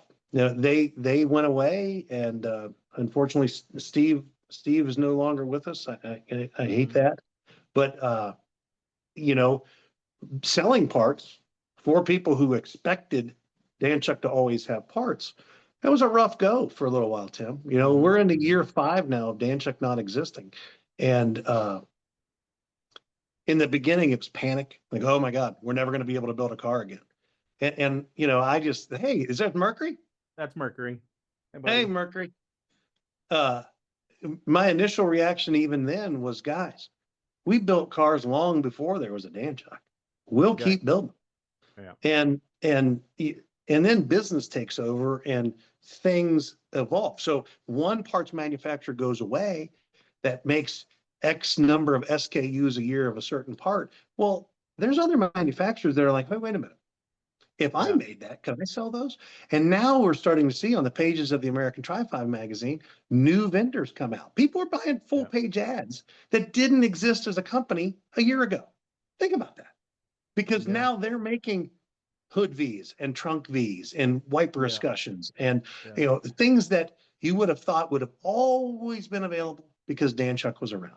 One of the coolest things that you have done, I think, because there's Morrison, there's Roadster Shop, there's Scott's, people building complete Tri-5 chassis. But you're making what I call an affordable replacement, because these cars are this old now. It's the original chassis. You're reproducing an original chassis. And I think that's one of the coolest things that you're doing for the guys. And everybody can afford a $20,000, $30,000 Morrison and up from one of them. The base frame comes from our parts supplier, Golden Star. And then what we do is we take that frame, and you can buy it a couple different ways. You can buy it with leaf springs. You can buy it with inboard leaf springs. You can buy it with a 4-link tubular A-arms, disc braked out and all original, because we see the hot rod stuff, but there is still somebody that I want to restore. Yeah. I want a restored Gypsy Red convertible, like we said earlier, or I'm restoring Grandpa's car the way he bought that car brand new, and you can still, you can do that. Yeah. I mean, face it, 70 years is rough on anything. A car's one of them. And these, a 70-year-old frame's a 70-year-old frame's a 70-year-old frame, and let's say you have that Gypsy convertible. The one thing I tried to say this a second ago is this car's perfect except. Well, it's perfect except the frame's rotted out. It's perfect except it doesn't have power steering. It's perfect except the interior's shot, whatever. Well, now there's a whole new segment of what we do at Woody's and in the market of making it perfect. Let's add the power disc brakes. Let's add the steering. Let's add the new interior. Let's put a new frame underneath it. Maybe everything else is fine, but the frame itself is just tired, right? So you don't need a Morrison. You don't need a roadster shop. There's applications that do. I built a lot of Morrison cars, a lot of roadster shop cars. But I'm glad you mentioned it because there is a need. But if you go with our higher echelon, 4-link, triangulated, tubular A-arm, disc brakes on all 4-corner, brand new Moser 9-inch, you're a 13.5 chassis. You're not touching that chassis from the other guys for another 10 plus. Yeah. And it's not about the money because you're not comparing apples to apples. But for the guy who wants a good driving, good feeling, it's not necessarily a corner carving, IMSA car like some of those other. This is a story that I heard, or I read about it in a Tri-5 book, I think, or a magazine, because I'm a nerd collector. That they said when they were prototyping and testing at like GM Detroit, they were going. They sent the driver out on it with a 55 Chevy before, so it was 1954, 53, whatever, when they were developing that car. And they had one test car, that they put a sway bar on. Have you heard this story? And they come back and they asked the driver, when did this sway bar break? And he goes, I don't know. So they're like, okay, we don't need a sway bar. Sway bars now, they make different sway bars, so that does help. But that's how good a stock 55 suspension was, that they didn't need a sway bar. I mean, still probably everything new. You put that 605 box on there, you can't beat the way a Tri-5 drives. I mean, they handle it right. I mean, in 1955, I mean, it's crazy to think about how good those cars were back then. It is. It's insane, and you really look at the geometry of that frame. New Chevy pickups is still the same frame. It's the same, essentially, it's still the same geometry that was developed 70 years ago. And, I think that's one of the things that has made the 55 Chevy, the 56, the 57 kind of transient time differently than other cars. Pre-war cars were basically farm tractors that had a bigger motor in them. I mean, in reality, they were pretty scary. I love them. Drooled over them, scared to death to drive one. Muscle cars are muscle cars. Again, I'm 6'3", getting into Camaro is a little bit rough. But a 55 Chevy, a 57 Chevy, I mean, it's not a huge car like a Buick or a Cadillac or something like it. My wife has a 76 Eldorado convertible that is just a pleasure boat to drive, light blue, white interior, just an awesome car. But you park my 56 wagon beside that Cadillac, it looks small. It looks like a Prius. It looks tiny. Yeah. And so it's neat to see how many different ways people can build one. Did you ever think back then, knowing you and your business mind, you probably did, because you were part at Classic Chevy International, that they were selling parts and they were making parts and selling. Did you ever think it would get to this stage that you're reproducing a stock chassis, that you can buy a whole new body? That's still, we've been around the industry the same amount of time. It still blows my mind that you can get a 32 steel body. You can get a Camaro now. You can get a Tri-5. And we've done 250 new bodies now. 250. Wow. That was a question I had. How many you have done? 250. And you can get, 55s. You can get hardtop sedan. Can you get a 55 convertible? Yep. You can get hardtop convertible sedan of all 3 years. Okay. I was thinking there was still one body style in there that they weren't doing yet, but no. Hardtop convertible. The 56 sedan was the last one to come out. In fact, little advertising plug, this year's giveaway car is the first 1956 two-door sedan. So whoever wins that car will have the first brand new 56 two-door sedan built since they quit production at the end of summer of 56. So and I knew there was one that was on the latest. So this is the neat one. It's on our gasser chassis. We have a straight axle gasser chassis you can buy, and I'm shocked how popular they are. But that whole, I don't know if you want to tell the secrets, but I think it's pretty cool on who builds that front suspension for you. Well, 100%. Richie would love for us to. Richie Crampton's a buddy of mine, and Top Fuel. I mean, he's won Indy. He was Rookie of the Year, and anyone that's crazy enough to go 330 miles an hour, sitting on the ground is, pretty cool in my book. But Richie builds our chassis out of his shop. Fabricator who used to, when he got out of the seat, he was working for, was it Lucas Oil? He was building dragster chassis for them, and then went on his own. I've been to his shop, super cool, super talented guy, and a lot of times he's just sneaking around the Tri-5 show, and I'm like, Richie, because I know I've been to his shop because kind of met him through another guy I'm doing a 55 for, Larry Dixon. Yeah. And he's like, oh, Tim, you're here. I was like, yeah, I'm the microphone guy. And he goes, oh, yeah, I'm building stuff for him. So I was like, oh, that's cool. Richie is, I won't give this away too much, but I helped connect the dots between he and Golden Star, and he told me, but we won't let his secret out yet. But he's building something pretty cool too. We're going to unveil that in the build stage. It won't be done. We didn't want to push the limits this year, but the car will be there as a rolling car in the Chevrolet booth. So the giveaway car will be on one end, his car will be on the other end. But it'll be trying to push me to get the car that I'm done working, but it's not going to be there this year. It'll be there next year, but it might be going to SEMA. We haven't really. Tim, I have good intentions always, and if you don't ask, you won't get you'll never get a yes if you don't ask. So the no's already and there. I'm still a one-man shop, but we got stuff cranked up on it, and Larry's handling all the motor and drivetrain, so it'll be there. We're gonna 27. One of my writers and friends, Mike Donahue, he's a good Tri-5 guy out of Philadelphia. He's a lawyer by profession, so he's pretty good with words. And he is interviewing Larry Dixon about the whole history of that car, because as you and I both know, he's doing a full catalog of that for the magazine, because the history of his dad and that car is just, it's mind-blowing.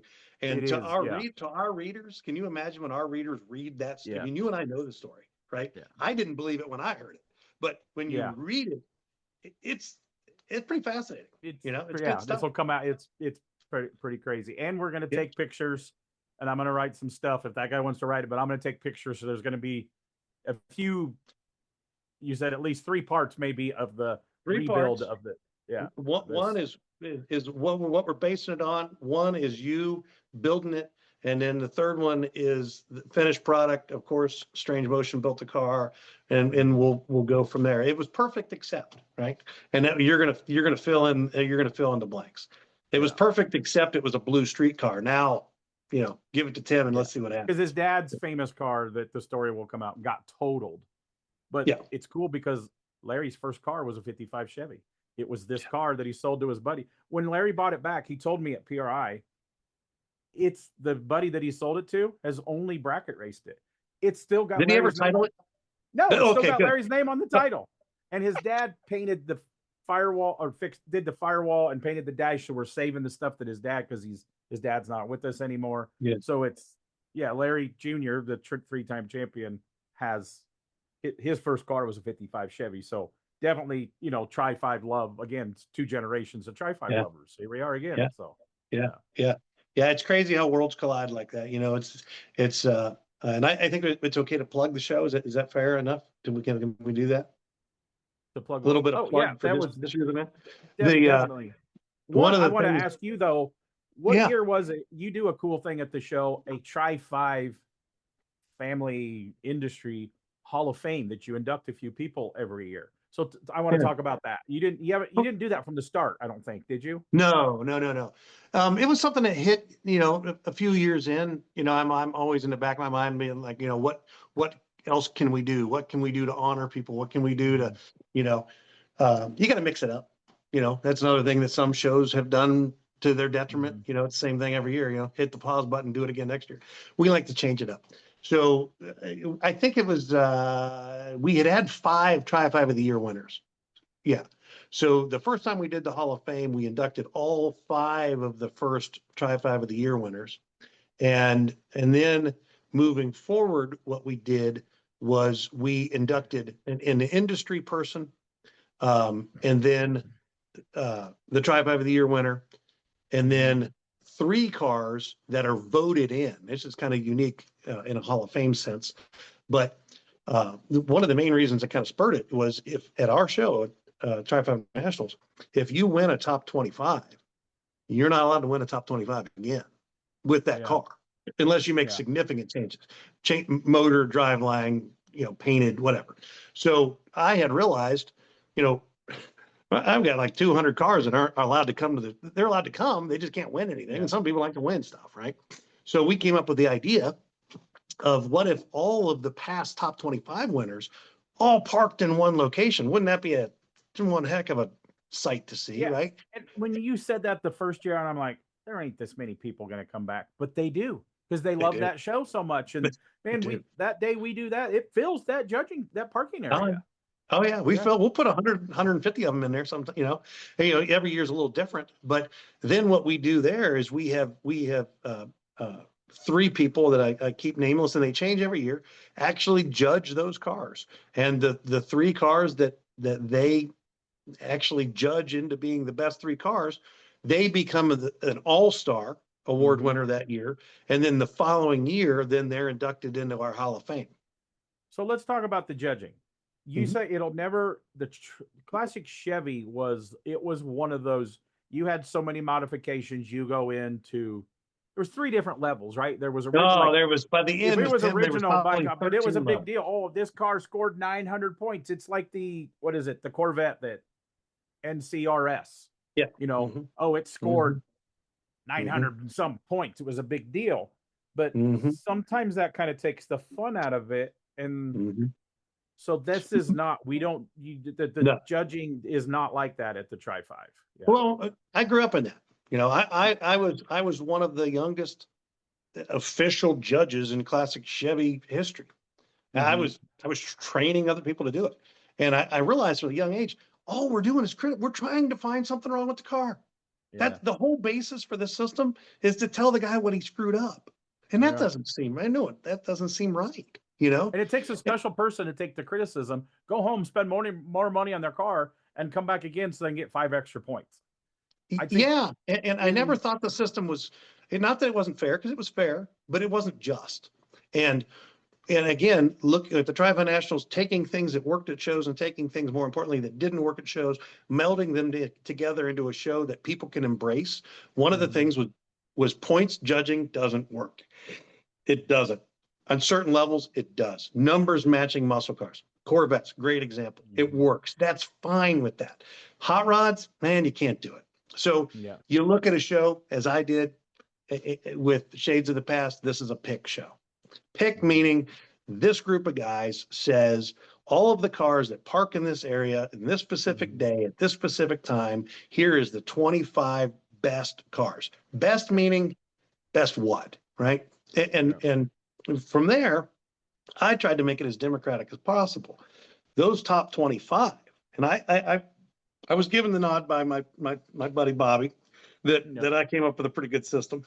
Yeah. Because some people still don't believe it. If they don't win and they get upset, they still don't believe that this is how it works. But this is how it works. Tim, as my witness, is that how it works? That's how I'm involved allegedly in all of this. Don't beat me up if you don't win, but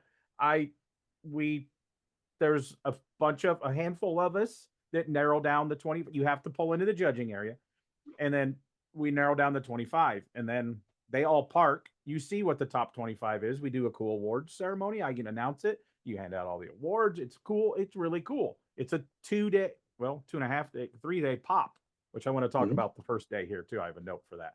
But then go ahead.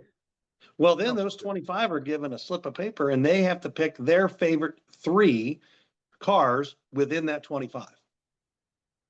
And they those numbers for themselves, right? They cannot vote for themselves. We write their name on the slip of paper because people, how people are, they're going to try. Yeah. So they vote for 3 cars. They can't vote for themselves. We tabulate those. From that comes the top 5. The top back in the day, we used to put on a car show that had like 200, 250 cars max. And it was, here's your voting. You vote best muscle car. You vote Camaro. You vote your Tri-5. You vote Street Rod, best to show. The most, again, 2 cars. A local small town thing growing up, like started it when I was in high school. Carrie was still in high school. She was running registration back then. You want to know how many votes was the most votes we ever got for best to show at this small local show? 6. How many? 6. Because everyone voted for themselves or their buddies. They never voted for the best car. They'd all like, okay, he's got the new car. We vote for him, but never more than 10. Never, like, I know we didn't, the best to show never got more than 10 votes out of 200 people, but not everybody votes. They're just there to hang out. So, yeah. Yeah, try 5 of the year. It's funny how it works because I think it represents the industry at that moment because Yeah. it's not the most expensive car that wins. It's not the car that has the most things done to it. It's And not it's the weird because car. we put original stuff, really good original stuff. It's Oh, not yeah. just a hot rod show. So those original guys, they're probably not going to vote. One year we put the Riddler 57 in the 25. He didn't make the 5, did he? Johnny did not make the 5. Yeah, No. Johnny Martin did not make the And 5. and the Riddler car that won the Riddler last year, the Nomad, it didn't make the 5. Oh, that's right. Yeah. It made the 25. And I understand this year, for the third time ever, a 56 Chevy, so 155. No, let's see. Oh, yeah. Yeah, a 55, a 56, and a 57 have now won the Riddler. This year's 56 convertible is going to be at the show, and it's a beautiful car, but I don't control that side.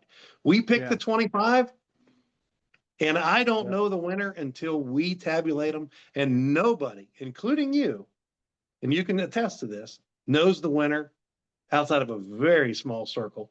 Yeah, and I don't want to. I just did Hot Rod of the Year for Good Guys and was involved in it until they were down. Like, it's not a vote, it's a discussion panel group of builders and industry people. And they get down to the final 2, and I go, here's my one that I want. I leave. I don't want to know, because then when I'm doing the interviews, I don't want to secretly favor somebody or short them, because, so I was like, I don't want to know the winner. I'm on the microphone. I don't want to know. So yeah. So that's how we do it. I think the recipe works. Again, I try to keep that chocolate chip cookie as good as I can make it, and just keep making it the same way, right? So it really works with the 25 the one day, seeing the winners on the one day, and then we park them out front. I get to interview them, and then the awards are incredible. The billet trophies and the Finn Award. It's called the Finn. Thank you.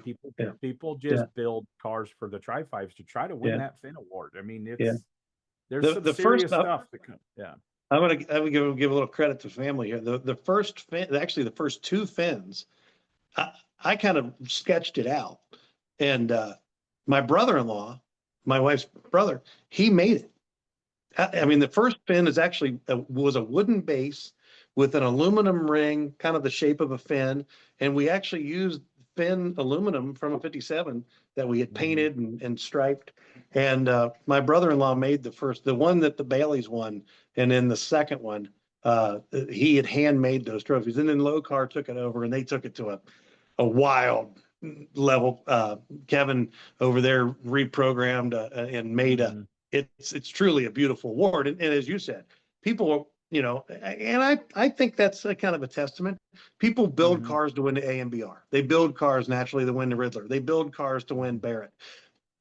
But I mean, would you agree? People build cars to win Tri-5 of the Year. They do. Yep. Yeah. And there's So, some fresh Tri-5s out there that I can't wait to see what shows up there. And then you have some sponsors and other people that do awards. They make some. I make the best I put the best hot rod pick, and I build like a hot rod style trophy.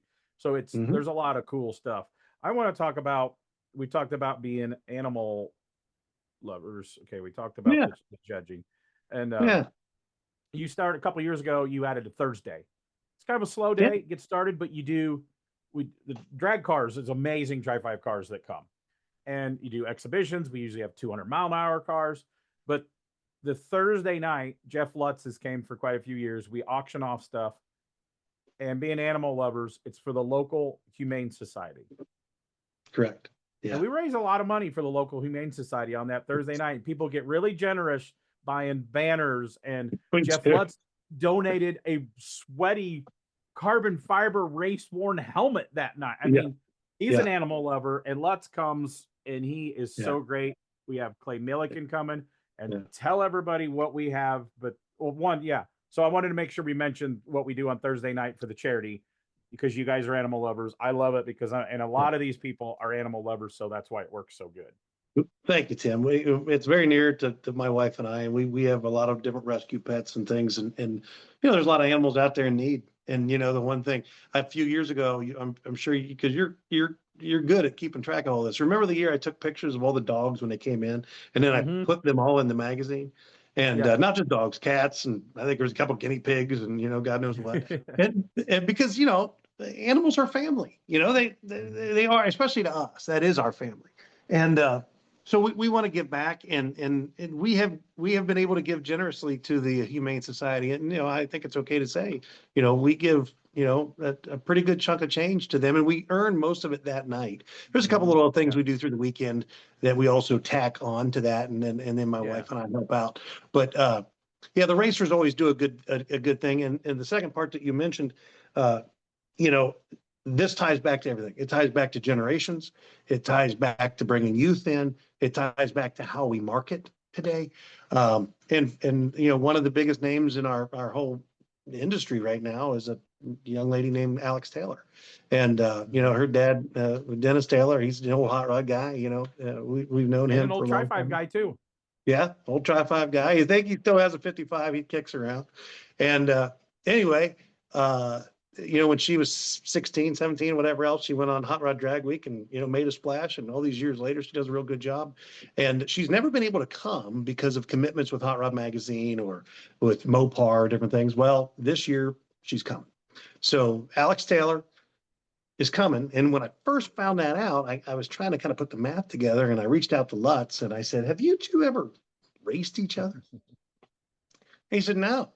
So here you got, in our world, the Don Garlits, right, of Tri-5 Chevy drag racers, Jeff Lutz, right? And then you have the Shirley Muldowney, right? And I've got this grudge match of these two icons of social media, two icons of television, right? That have never raced the 57 and the 55 against each other. So I put this thing together called the Golden Star Shootout, and it's basically going to be a weekend-long grudge match between the two. And when we all talked about it, I said, look, there's got to be a winner. And they were both, okay, let's do this, And so because Lutz runs a different type of racing stuff. I can see in the tower what he's running, but we shut the digital boards. You're going to see this year.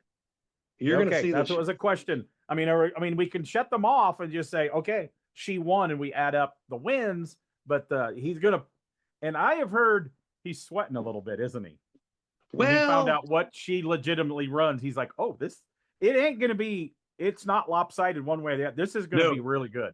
I'm so in my mind, I'm like, well, again, cart before the horse. I put this grudge match together, and I'm like, oh my God, what happens if he smokes her or she smokes him? I mean, that I don't want anyone to have to pedal it to make it look fair, right? So one day, I sent a message to her and I said, hey, Alex, just trying to, get my ducks in a row. How fast do you run? And she throws a number back at me. I'm not going to, she's moving. And so I then send Lutz the same exact question. His answer to the question, how fast do you run in a quarter? He writes back, I don't know. Yeah. And I said, what do you mean? He said, I've never taken it through the quarter because every year it starts lifting the wheels at the end of the track and I shut it off. Yeah. So he said, I don't really know. And I was like, well, how do I respond to that? I'm like, well, I'm building a grudge match. So I sent him her message back. And I said, hey, you better be on your game. This is what she runs. And he writes back to me, it's already working. I can see Garlits and Muldowney doing this. Yeah. He writes back, we'll be ready for her. So we are running Junior quarter. We're running quarter. They're running quarter. They're running quarter. Yeah. We're not shutting off at 1,000 feet. We're not running an eighth of a mile. We're running a quarter mile.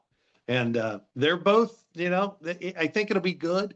I'm thinking she's going to bring a younger audience in, and I hope when you're on the mic and Clay Milliken's coming back this year, CRC has him coming back to help build that momentum with this grudge match a little bit. And I'm hoping in my mind you got all the women kind of voting for Alex, you got all the guys voting for, or vice versa. Maybe that's the way all the women are voting for Jeff, and all the guys are. You're going to have your 57 guys and your 57 or 55 fans.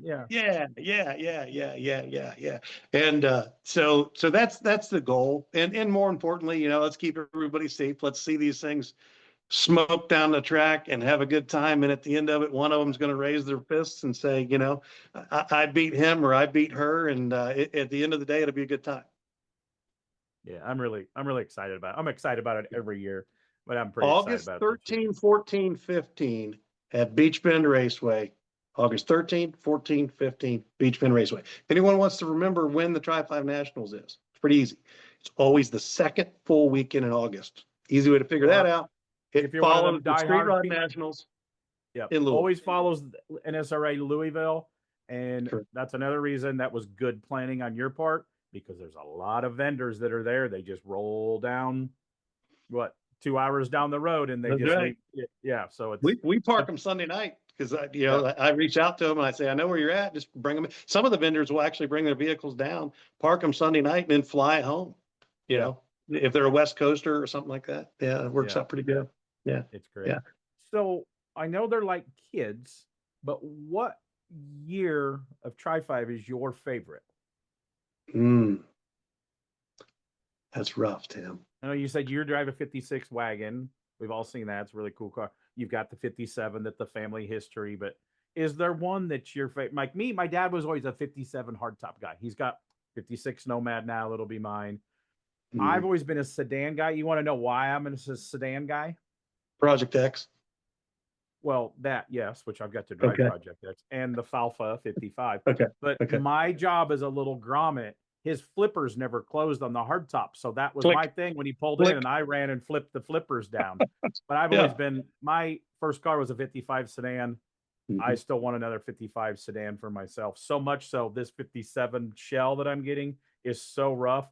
I might cut the dash out, change the cowl, and make it a 55 because I can, And but yeah, 55 sedan is my favorite. And then I can't pick a favorite Nomad, but my dad has a 56 Nomad that I took my wife to prom in. Well, I'll be honest, my as far as beauty is concerned, I think the most beautiful Tri-5 is a 56 Nomad. I mean, by far, design wise, Harley Earl had it figured out. That was the car to me, and everyone has their argument. My favorite, I love them all. And I told you I have one of each. I got a 19,000 mile 55. My wife and I do. I've got my 57 that my uncle bought in 74. But the only car I ever built for my wife and I is my 56 210 four-door wagon. And you've had to fix that because you drive it so much. You had a little fender bender or something one time, right? In that car?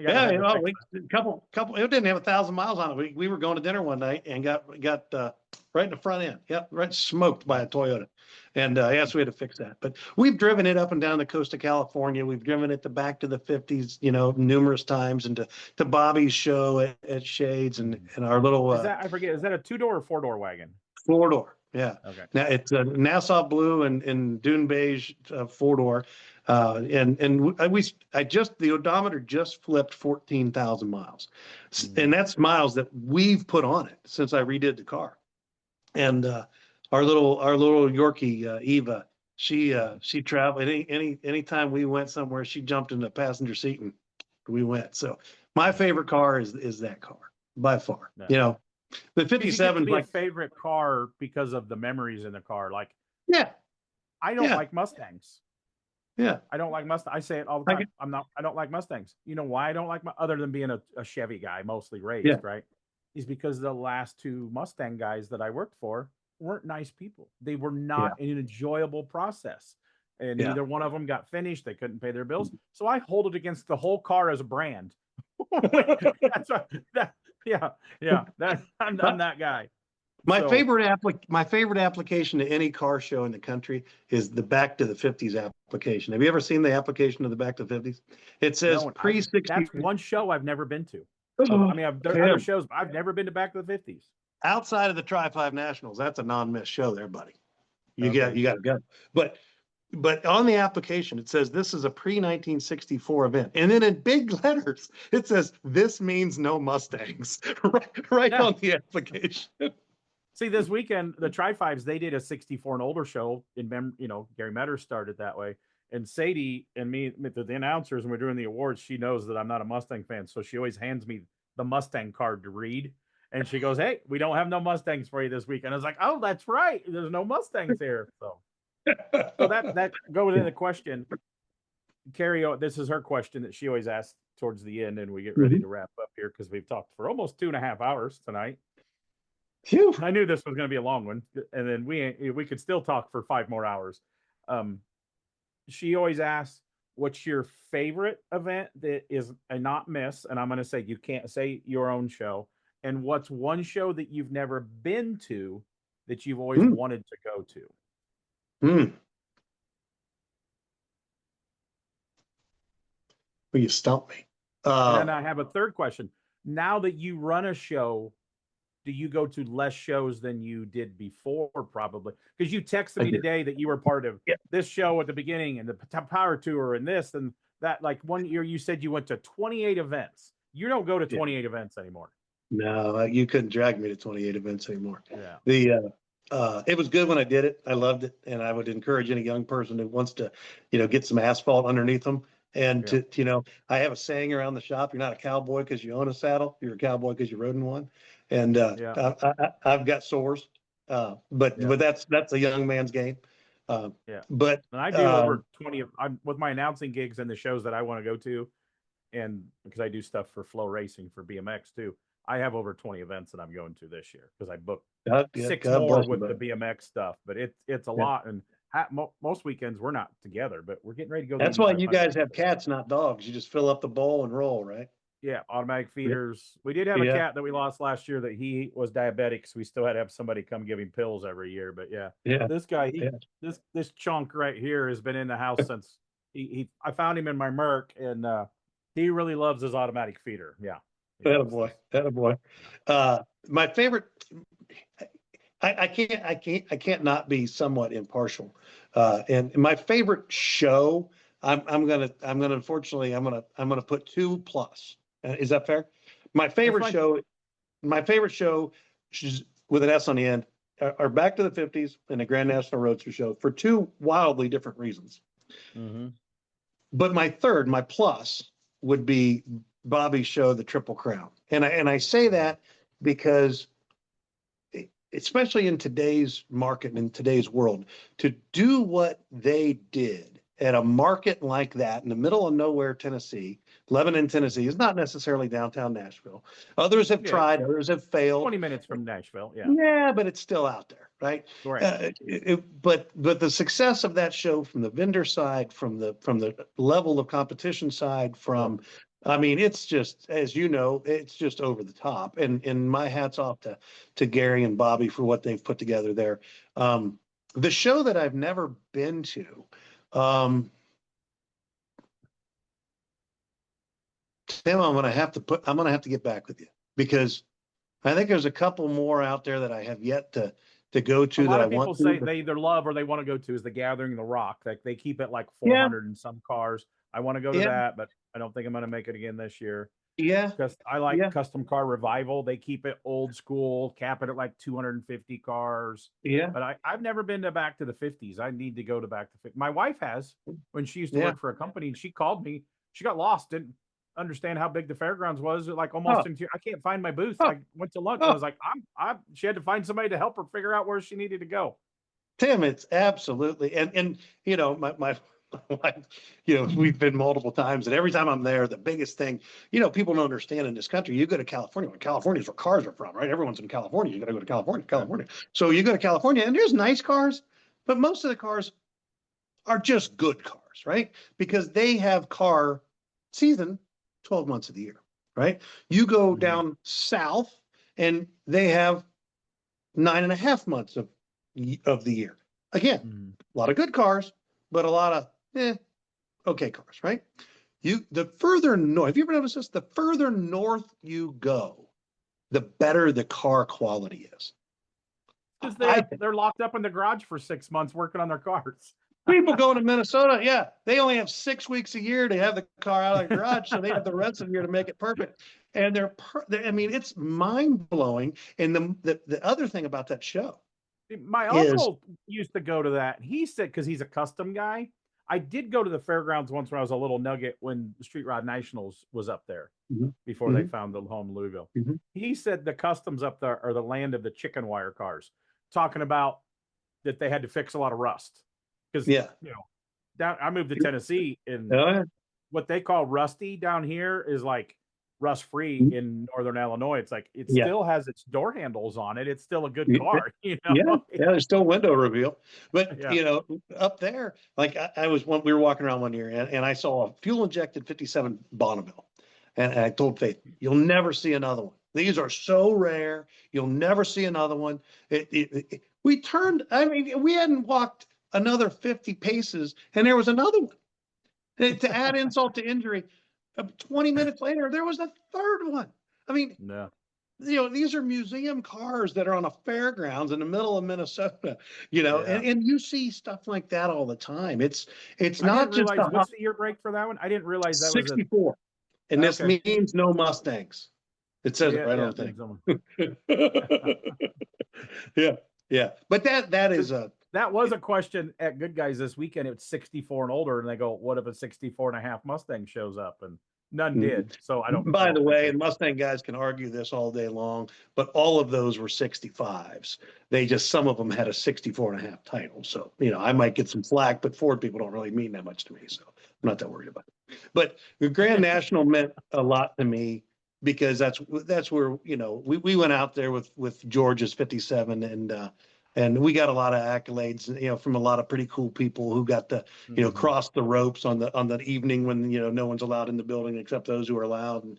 And that was pretty cool. But then to walk away with that pencil sitting over there, that was pretty neat, you know, to have Chip pick a car that and you. Sometimes, trophies aside, sometimes like I built a 32 four-door Ford here a handful of years ago. The gray one. There. And it did well, cover a street rodder, won some stuff. But one of my Midwest hot rod legends, which we've had on here, I call him the Midwest Boyd Coddington's, Dale Besh from Nebraska. Mhm. He walked around that car with me at Columbus and picked out all the stuff that I did and says, "Boy, you did." He still calls me boy. "Boy, you did really good on this one." And I was like, I don't care if this thing gets anything else and it's show. See, Dale Besh gave me a compliment, you know, and I'm friends with the guy. Like, and the right person, one of your mentors or guys you looked up. It's like, I'm not a big sports guy, but oh, you played a pickup game with Michael Jordan and he thought you did a good job. That's what it feels like to a car guy to get the compliment from that. Just a handful of those people. It's like, oh yeah. Like I got done on the microphone this weekend at Good Guys and did stage stuff, interviews and stuff. And yesterday, Bobby Alloway called me. I mean, he hires me for his show too, but Bobby Alloway called me and thanked me and talked to me for a half an hour on how good a job I did on the microphone. That means a lot when somebody you always look up to, you know, gives you an attaboy.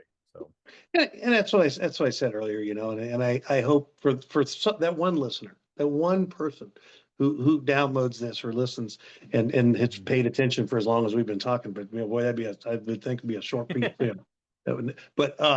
But if you're still listening, right in the background, working in your garage, and you're a young kid or you have a young kid, and they maybe can't throw a football like Tom Brady. They can't catch a football like Jamar Chase or can't hit a home run or throw a 100-mile-an-hour fastball. See if they can sand. You know, see if they can look at the car and realize the best stance would be because of this wheel and tire combination. And then take that further and take it to be fun.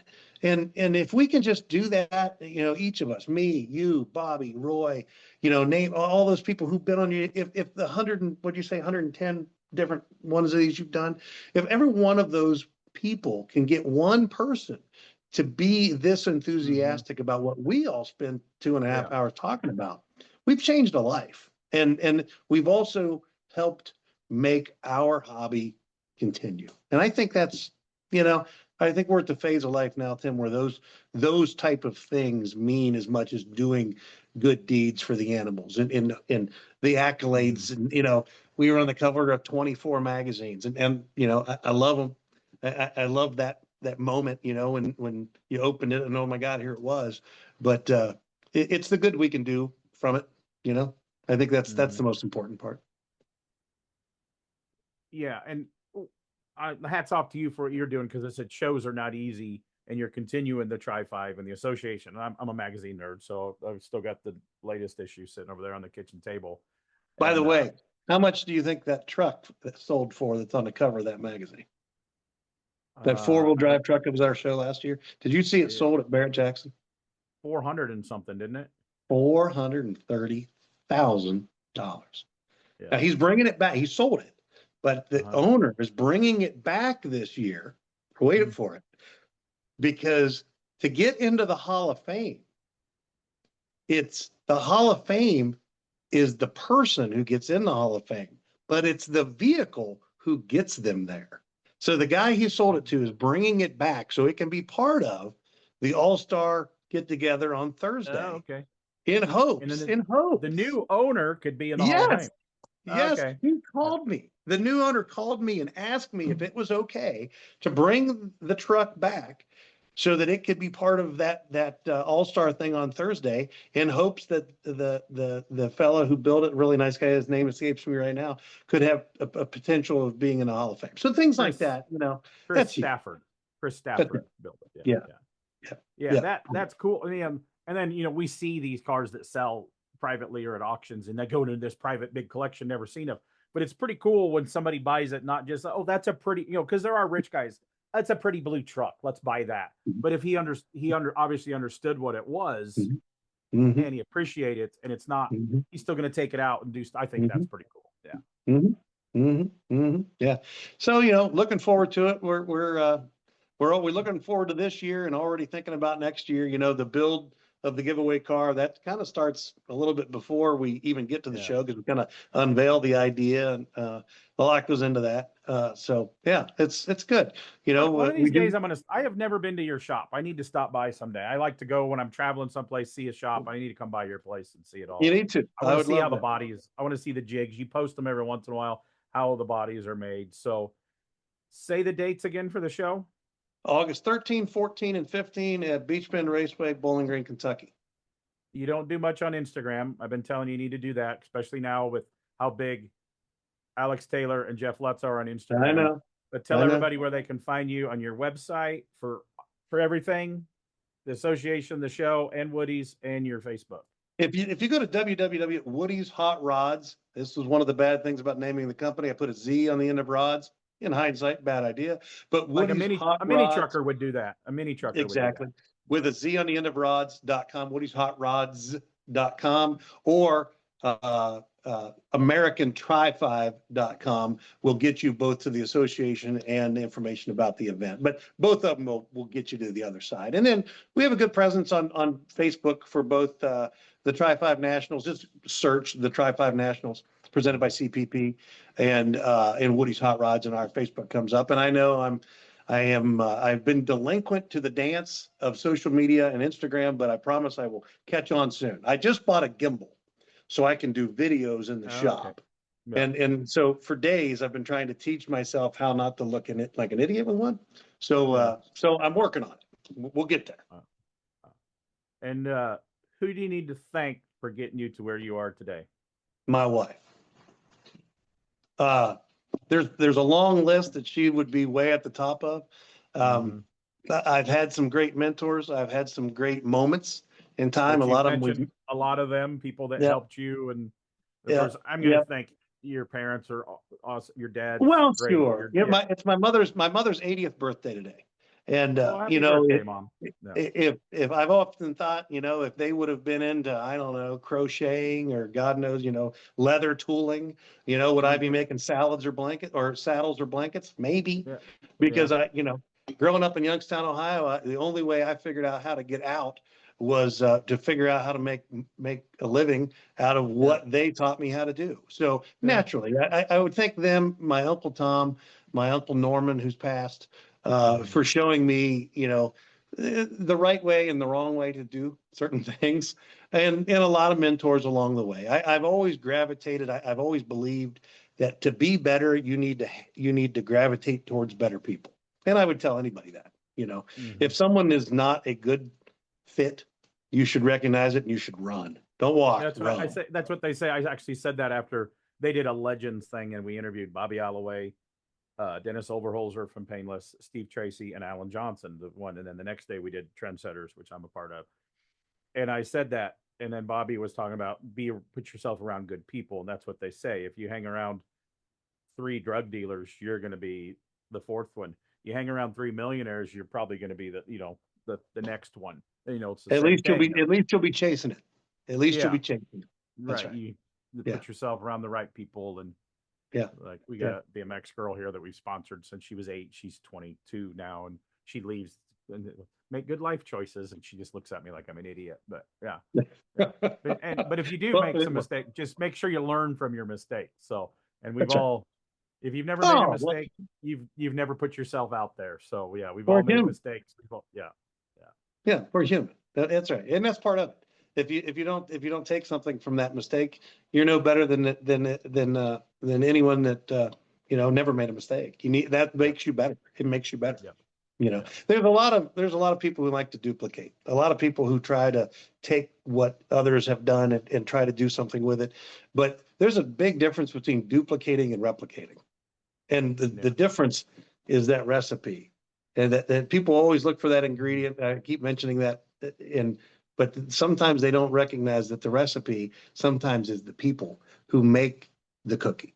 And that's I'll end on that. I had that conversation. Matt, the media marketing guy, social media guy, good guys, his mom lives in Tennessee, and he brought all these different cookies. And the snickerdoodles were really close to my mom's. And so I put an order in. My mom's not with us anymore, found anybody that can make oatmeal raisin cookies like my mom. So he's going to bring me sometime. Sometime he's going to have his mom make me some oatmeal raisins to see how she does. Like my sister can't make them as good. She's close, but my sister can't make them as good as my mom could. So good. Tim, it's always a pleasure, man. I've loved doing this, and it's been fun reflecting. And some of these stories I haven't told in years, and it's neat. We've had a good run, man. We got a lot of miles. We got a lot of road in front of us. Hopefully we still got some. We've had a lot behind us. Hopefully we still got a lot. I think it's fun. I work very hard, but I love that you have me there. I love, of course, my passion for Tri-5s, and you and your family and your crew. I'm going to thank Gabe. I don't know if Gabe had any idea what she was getting. Gabe's still with you, right? Oh, yeah. Okay. She'd never been to a car show. No, he gave me a heart attack there. No, did she have any idea what she was getting into when she came to work there? No, she'd never been to a car show before. After almost 12 years, I've been lucky enough to have several people in the sphere that have been with us a long time, and Gabe is definitely one of them. Brian, naturally, and Billy in his respect, and others that they've helped form and shape and encourage and push, and it's good to have. This year, I want you to take a penny and put in the bucket every time you hear on the radio, Gabe, Billy, Gabe, Billy. Well, no, because Billy's to the animals. You can't say me, because sometimes I shut my radio off. So that's I don't even try to get you on the radio. And we never mentioned Billy. Billy Wooten, I met him years ago with Rocky Robertson at the Street Machine Nationals. Do you have to sign off on his parole officer to get Billy there that weekend, or he can just come on his own? But if you've ever hung out with Billy Wooten, he is definitely a handful. He's been around the show stuff for a long time. He's great to work with, but Billy is Billy. There's not another Billy Wooten on the planet, and I mean that in the most awesome way possible. So. And he would receive it that way, as do I. Yeah. I love Billy. Yeah. So I want to thank Chris Sondles from Woody's, American Tri-5, and the Tri-5 Nationals. And thank you, Faith, in the background. I'm sure she's helped you set this up, and your first Zoom call. You said you've never been on a Zoom call before, and that's how we just record a Zoom call. All the technology. I'm so impressed. Yeah. And you're on your phone. I am. Yeah. And the sound is good so far, and the video. We've had a few people that has done that. So it works. We're now there's a button. There's a button on here that says, this meeting can be recorded. Should I record? And I'm supposed to hit OK. Am I supposed to record that? No, we recorded it on this end. Just messing with you. Yeah. Carrie clicked record. So she's going to come in and say, stop recording. It goes to the cloud, wherever the cloud is. Well, So- thank you guys both. I missed Carrie tonight, but tell her we appreciate it, and hopefully some people listen. I think that if there's a way to get a link or something, we'll probably push some things out on Yeah. Woody's Hot Rods and things. So Yeah, and feel free to have your marketing people, if they want to chop it up and play little clips, they can do all that. But I'll text you Very that. good. So thanks Thanks, again, man. Tim. Yeah. Have a good Bye. night. When you're building something worth bragging about, whether it's a resto mod, a track toy, or your next garage masterpiece, there's no shortcut to doing it right, and doing it right starts with the equipment you can trust. That's where the Millermatic 211 Pro comes in. This machine is built for long days in the shop, delivering both MIG and flux cord welding performance you can count on. With USB-enabled upgrades, auto set feature, a higher duty cycle, a 15-foot MIG gun, and dense connections, it's engineered to keep you welding all day, every day, with no drama or downtime, just results. It's compact, it's tough, and it's ready for the moment you flip the switch. So if you're serious about building stronger, cleaner, and faster, check out the Millermatic 211 Pro at millerwelds.com or hit up your nearest Miller distributor today.